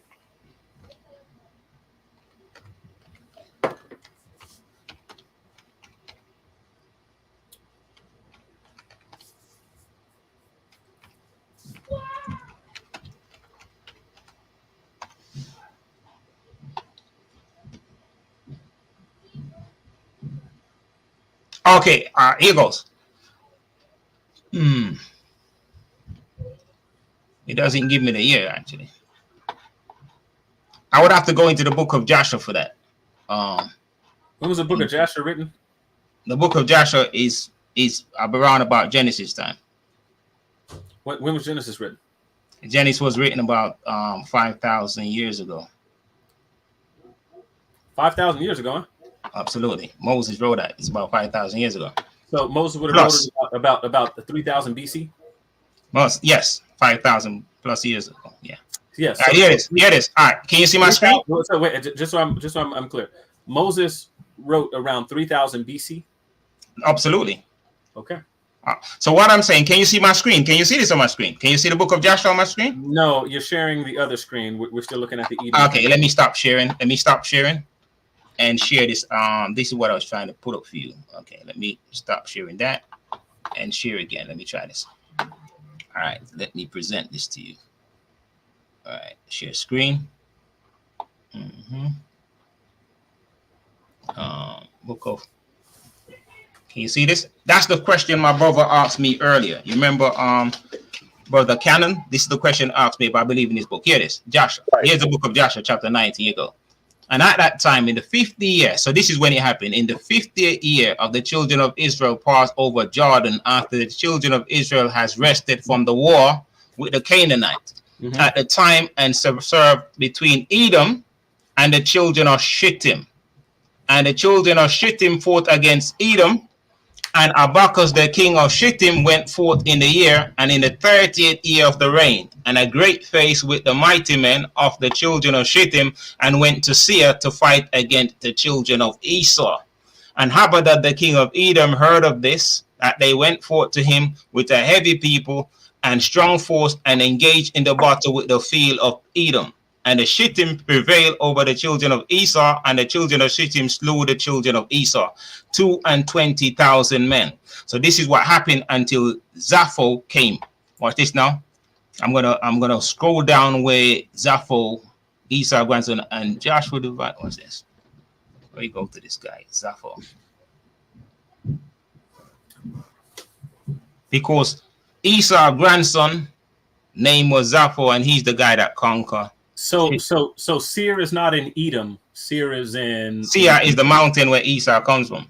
Well, right. So because this says that they went and fought over in Seir, the children of Esau. Seir is that, but this was supposed to tell us something about Latium, Rome, where they came from. So what did that verse have to do with it? Which verse? No, he has. What I'm saying is, in this passage, it will show you when Zepho, Esau grandson, is a long passage. I think it's in the next chapter because this is dealing with the war. Okay, so just a couple things. So one, I'm just going to tell you again for your audience, student like myself, what you told us you're reading us here was something about how they were the progenitors of Rome. And then you read that's right here. That's right. Hang on, let me finish. Which is a mountainous region in Edom. Yes. But so you didn't tell us anything about Rome. The other thing is that with Moses wrote Genesis around 3000 BC, he would have been, the Exodus would have been under the early dynastic period of Rome. Yes. So so under the early dynastic period of Rome, around 3000 BC, when they came together, unified Egypt, that would have been when the Exodus would have happened. The Exodus happened in 145 BC. I think that happened. The Exodus. Well, listen, brother. Bravo. 145, 146 BC when the Exodus happened. Yes. This would have been during the period of time when the Greeks would have been occupying this region, because Alexander would have been in the 4th century BC. I don't dispute that. I'm not disputing that. Yeah. So the Exodus happened under the Greek occupation of Egypt. Hey, brother, listen. Like I said, you did. No, but what I'm saying is, I don't disagree. What I'm saying to you, I already said that in Alexander the Great, because Alexander the Great came around about 322 BC. So it's not exactly the same time period, because he came around about 322 BC. Let me Google and see if I'm correct, because I know. Well, we can't keep Brother Darren on here, brother. Like I say, bro, you did the thing. We got the year of the Exodus. And then so Moses, according to you, because Moses wrote the book of Genesis, right? Moses wrote the book of Jubilees. Moses wrote the book of Genesis. Moses wrote the book of Joshua and other books. So it's not just Genesis. So what we have, if I'm understanding, is Moses writing the book of Genesis around 3000 BC, and then living for 2850 years, and then leading the children of Israel out. So, no, what I'm saying is, brother, you did your thing, man. No, here what I'm going to say to you. I'm saying to you, this is what I said to you. Go ahead. I said Moses wrote the Genesis about 5,000 years ago. Right, which would be 5,000 years ago. Would be how long? If we take away 2,000 and we go back another. So let's find out. Let me find out when Moses was around. No. Listen, bro, you don't got to do this because we're holding Brother Darian up. He for about 2,800 years, the brother was alive, right in the book of Genesis. No, it doesn't say that. This is what you're doing. You're implying that. What I'm saying is, this is what I'm saying to you. Moses, this is what I said to you. Moses wrote the book of Genesis about 5,000 years ago. You, on the other hand, what you have done. So what I'm saying is listen to the word, about 5,000 years ago. Right. So the word, what does the word about mean?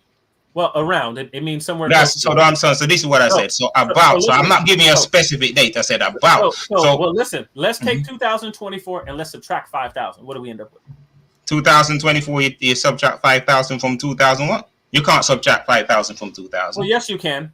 Yes, that will give you a negative number. Yes, it would. And so it's going to tell us. So we get a negative. So we're going to be moving into BC era. They move in a negative anyhow. So what you may need to do then, because what you're using as a time period, how I'm long was time period? 2024. So what I'm saying is, so what I would have to do is how Moses, the time between Moses and Yahushua, because we can use that. So what was the time frame between? Listen, here's the deal. You already said what you said, that it was 5,000 years ago. I said about 5,000. And then the Exodus would have happened around 145, 146 BC.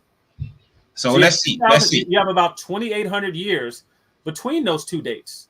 So let me be specific. So what I'm saying is, so the time period said it. So Moses probably lived about. This is what he said. Moses probably. Yeah, he said. So this is what the dictionary is saying. He's saying not the dictionary, Google. So Moses probably lived about 1,000 years before Yahushua. That's not a correct answer. Okay, listen, check it out. That'll be longer than that. We're gonna take 2024. That's the year we're in. I'm sure you agree. So you say 42 generation. What he said between Moses and Yahushua is 42 generations. No, wait. Here's what we can do. Here's what we can do. I wasn't a math guy. I was a humanities guy, philosophy, logic, that kind of stuff. Yes. The Greek and Hebrew. But listen, here's what we do. We're going to take 2024. We're going to subtract 5,000 from it. Yes. Bam. And what do we end up with? 2,976. So during the early dynastic period of Egypt was when Moses would have wrote the book of Genesis. Okay. Yeah. And he would have wrote the book of Exodus at that time too, right? Within that time period when he was in Egypt. Yes. So this would have been when he just came out of Egypt. Yes. Yeah, so 2076 BC, he would have wrote about the Exodus that didn't take place for another 2,800 years. No. What I'm saying to you, listen what I'm saying to you is this. Okay, I'm listening. I said, this is what I'm saying to you. You got to go to sleep, man. Come on, man. Hear what I said to you is this. I said Moses wrote about, I didn't give a specific number. I said Moses wrote the book of Genesis, Joshua, Jubilees, around about like Exodus, Leviticus, Numbers, about, I'm saying is about, and listen to my word, about 5,000 years ago. Right. I'm not specific. So I'm saying I'm not specific. So I'm not saying it. I may be right. I may be wrong. I'm using about. Right. Because I'm not giving a statements, guys. Closing statements. Closing statements. So listen. Okay. Yes. I just want to say, because I'm gonna give you the last word. Yes. My brother, so the thing is, well, all I can say to my listeners, because so we didn't have a debate today. It wasn't a debate. It was just about my walk, my experience as a Christian, and why I left Christianity. My brother, Joe Pack, came on. We have a long discussion. We had many questions. But what I can say to the audience and the masses, Ecclesiasticus chapter 12:13, the whole duty of men is to fear the Most High and to keep his commandment. We had some disagreement, but we didn't even get into those disagreements. We thought it about Paul. I thought he was gonna conclude on Paul, but then he went on to talk about Esau. We're not talking about Esau. We're not talking about historical things. We didn't stay in the Bible. So the end of the discussion, we didn't do nothing about the Bible. What I have proven is that I made a statement that the enemy of Paul or the enemy of the apostles was the one that called them Christians. Then I went and read the book of Acts chapter 11, and it did not state who called them Christian. So I was wrong when I said the enemy of Paul, I said the enemy of the apostles called them Christian. Nobody know who was it that called them Christian, because it just said they were in Antioch when they were called Christian. So we don't know what group of people that call them Christian, but we know that they did not call themselves Christian. And that is the key takeaway for that point. But what my learned friend Drew Pratt was trying to prove, he was trying to prove that the disciples were Christians, and he haven't provided me with a Bible verse that proves that the apostles were Christian, other than he went to 1 Peter 1, where Peter used a statement that needs to be qualified. He said, if you suffer as a Christian, meaning is a statement that needs a condition to be satisfied. It's like me saying, if I have a wing like a dove, I would fly. I don't have wings like a dove. In order for that condition to be met, I would have to have wings like a dove. So we have done a lot of syllogistic reasoning, which wasn't my objective, but I welcome it. I welcome it. But what I would really want to do is to debate Deepak Shakur, and I'm giving him an invitation to debate me. We have an honest debate on any topic of his choosing, as long as it's from the Bible. So if he's willing to do that, everyone on this platform hear me giving him that invitation, or anyone else, any Christian out there that want to debate me from any topic from the Bible. We will have a healthy discussion. I will respect you.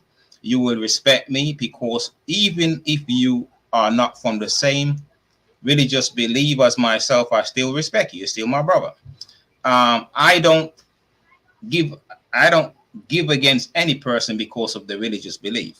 I understand that. I understand that we all are on a journey. And I believe in having healthy discussion with my brothers and sisters, despite their religious belief, despite their religious persuasion. Ethnically, we are still brothers. And that is what I believe. That is why I practice. So that's one of the reasons why I don't have anything ill to say about my brother, Jupak, even though we don't share the same belief. I can tell we don't share the same belief. And I would really want him to have this discussion where we started about Paul, because him and the other brother, I don't know who the other brother was, but I realized that the other brother had some issues when I mentioned about Paul, that Paul writing was in scripture. And I would like to explore that more and prove it, that Paul himself never on any occasion said his writing was scripture. Paul always end by saying this is a letter from me, Paul. And on that note, I wish everyone prosperity. I wish you good health, and I wish above all things that you may prosper and be even as your soul prosper and be in good health. Okay. So let me say this, and Darian, brother, I promise it won't be long. I want to walk through a journey of how we got here. Yes. So let me preface this. Here's the principle, and that we'll see throughout what I'm going to explain.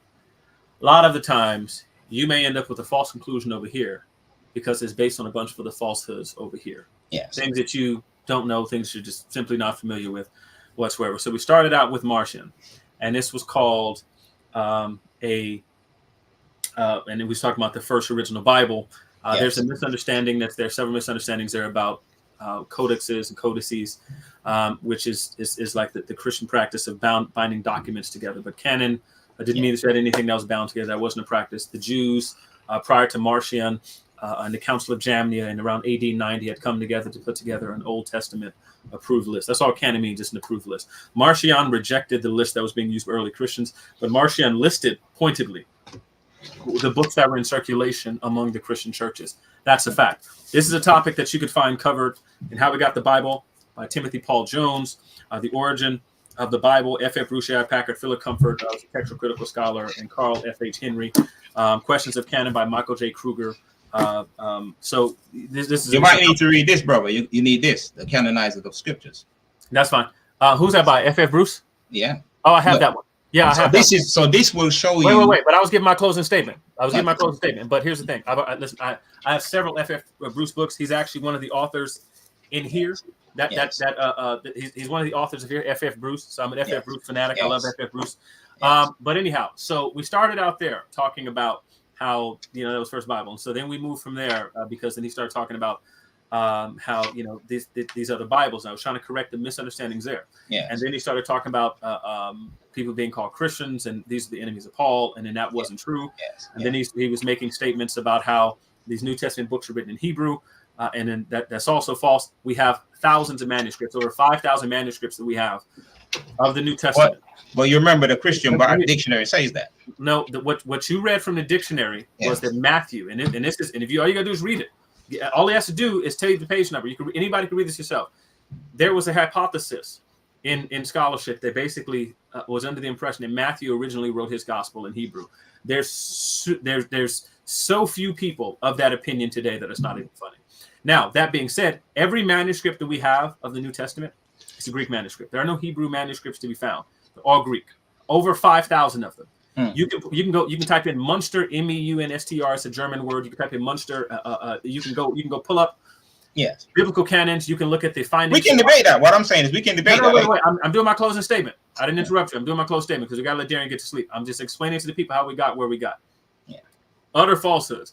You don't have any New Testament manuscript in Hebrew. None whatsoever. Very few people are of the opinion of that today because there is no evidence for it whatsoever. There's no evidence that where you find any Hebrew manuscript of any of these texts. Okay. Now, to then him saying that they wouldn't have wrote in Greek because they didn't speak Greek, right? Which is also false. And then we explained that the Greeks ruled and conquered these lands. He said they didn't rule the whole land, right? He said that they were over the northern kingdom. But so he was talking about it was only just the three tribes who would have been conquered by the Greeks. That's false. It's false from your scripture. It's false from any history whatsoever. They ruled the whole land. We pulled up a map. We then started talking about. He then made the statement that Herod was a Roman, and then he wasn't able to substantiate that whatsoever, right? And I said that he was an Idumean of the Hasmonean dynasty. So they were a mixed breed of people, right? And then he said that the Romans were Edomites, which he wasn't able to supply even a single solitary thing for. Then he said something that was really crazy. He said Moses wrote Genesis 5,000 years ago. No, you misspoke. I'm giving my closing statement, brother. I didn't interrupt. I said about. You need to correct. Even if you say about, unless you're going to give or take 3,000 years, that doesn't make any sense. You need to give or take 2,000 years or so because that the math just doesn't make any sense. The math doesn't make any sense whatsoever. Okay, and so he said it was written about 5,000 years ago. Okay, to put you around 3,000 BC, the early dynastic period of Egypt. As a matter of fact, and here's a book here where it gives you a timeline here. Okay, the early dynastic period of Egypt. Okay. That's around 3000 BC. Okay, so that's when Moses would have written that, which wouldn't make any sense whatsoever, for numerous reasons. And then to say that Moses wrote all of these books around that time, but the Exodus would have happened around 145, 146. Now, if you take that about around 3000 BC and 146 BC, there's about 2,800 years and some change, a gap between those two dates. So Moses would have had to have either wrote about the Exodus, almost 3,000 years before it happened, or there's something wrong with the brothers dating. Okay, so you have that as an issue. And then he said that we're doing syllogistic reasoning. Well, there's nothing wrong with syllogistic reasoning. Syllogistic reasoning is how you reason logically. A syllogism is a valid tool of inference. Okay, so it's a way that we argue as humans in order to make sense of things. You say, all men are mortal. Socrates is a man. Therefore, Socrates is mortal. Right? That's syllogistic reasoning. It's a valid tool of inference. So that's all syllogistic reasoning is. But I know the history is off with the brother. His biblical history is off. His biblical reading is all off. He doesn't know anything about, and nothing he gave showed anything that he was saying whatsoever. So I would just encourage you. I've listed several resources you all can go get. You can go get right now. Here's the one about the Romans. You can tell when they came together to make the cities. You can read from non-Christian scholars and things like that, talking about the language and things like that the Bible was written in. There's multiple of these. This one is the New Testament, an historical instruction of the early Christian writings. This is the New Testament and other early Christian writings. And so, they have detailed sections here where they talk about Marcion. As a matter of fact, you can get the New Testament as background, growth, and content. So, there's all of these and all the other ones that I showed. But again, like I said at the beginning, the principle here that I'm going to leave you all with is that you can end up with a really false conclusion and way off course because you are on one thing and it's built on several of the falsehoods. There would be no point in us having a debate because the brother has no idea what he's talking about, any topic he's talking about respectfully. This is not a brother you should listen to, and I'm telling you. You're scared, man. If you all would like to, let me finish. I'm almost done. You're a coward. What I'm going to say to you, brother, you're a coward. Your mama's a coward. I'm in the middle of trying to finish. My brother, you're a coward. Let me finish what I was saying. Debate me. I'm almost done. If you are interested in learning anything, listen, join the Paradigm Shift TV 314 back chat, right? So listen, reach out. Brother Byron is on here. He's an expert in ancient African theology, all kind of stuff. Christian brother, solid dude. But if you want to learn something, you don't go to people like this and because he can't prove a single point of a single thing that he said. The brother's in falsehood. I'm asking y'all to repent. Come follow Jesus. Okay. So what I'm going to say, I have to respond to what the brother just said, because what the brother just did, the brother you gotta let this brother go to sleep. I'm gonna correct the brother. The brother quoted this book. Yeah, this is the book that he just quoted. He quoted the Canon of the Bible Scripture, F.E. Bruce. F.E. Bruce in this book on page 17. It doesn't say F.E. Bruce on there at all. He said F.F. Bruce. And the Canon of the Bible, F.F. Bruce on page 370, on page 17, even tell you how they canonized the Bible and it was in 367. Let me read it for you. When we speak of the canonized scripture, the word canon has a simple meaning. It means the list of books contained in scripture, the list of books recognized as worthy to be included in the sacred writings of a worshiping community. In a Christian context, we might define the word as the list of the writings acknowledged by the church as a document of divine relation. In this sense, the words appear to have been first used in Athanasius, Bishop of Alexandria, in a letter in 367 AD. What I have proved to show you that this brother is a liar and the truth is not in him, here is what I have proved. The Bible, the first Christian Bible, 144 AD. This is a canonized Bible. The brother can't disprove this because this is a hard copy of the Bible. What the brother has just pulled up is FF. This is what he called it. FF Bruce. And the letter is 367 AD. That is over 150 years after this canonized Bible. So what you have is a brother. And so what? No, wait. What I'm saying is from this brother own source. Canon is used. He didn't. This is what I'm saying. Listen, you need to learn to read. He said it's the first time the word canon is used. That's what he's saying. In the Christian. No. Listen to what I'm saying. He's saying the first time the word canon is used is by that bishop. That's the first time the word comes. So this is the point I'm making to you, my brother. God. And this is 367 AD. But I'm saying prior to that, there was already a Bible, 144 AD. That's the point I'm making to you. So what I'm saying, this proves my point. You have a comprehension problem, sir. No. What I'm saying is, what you are, my brother. What I'm going to say, hey, you're cutting me. When you was talking, I allow you to speak. What I'm saying, what I'm saying to you is this: you are a coward, and I'm going to tell you why. I am giving you an opportunity to debate me on the Bible, and you're a coward. And the reason why you would not debate, what I'm saying to you is, my brother, this is what I'm saying is, if you so skilled in the scripture, then debate me. You're a coward. I'm telling you to your face that you don't know scripture. You don't know the Bible. What you have done today, after I have given my experience as a Christian, I left Christianity. And the reason why I left Christianity is because Christians, most of them, don't know the Bible. And that's the fact.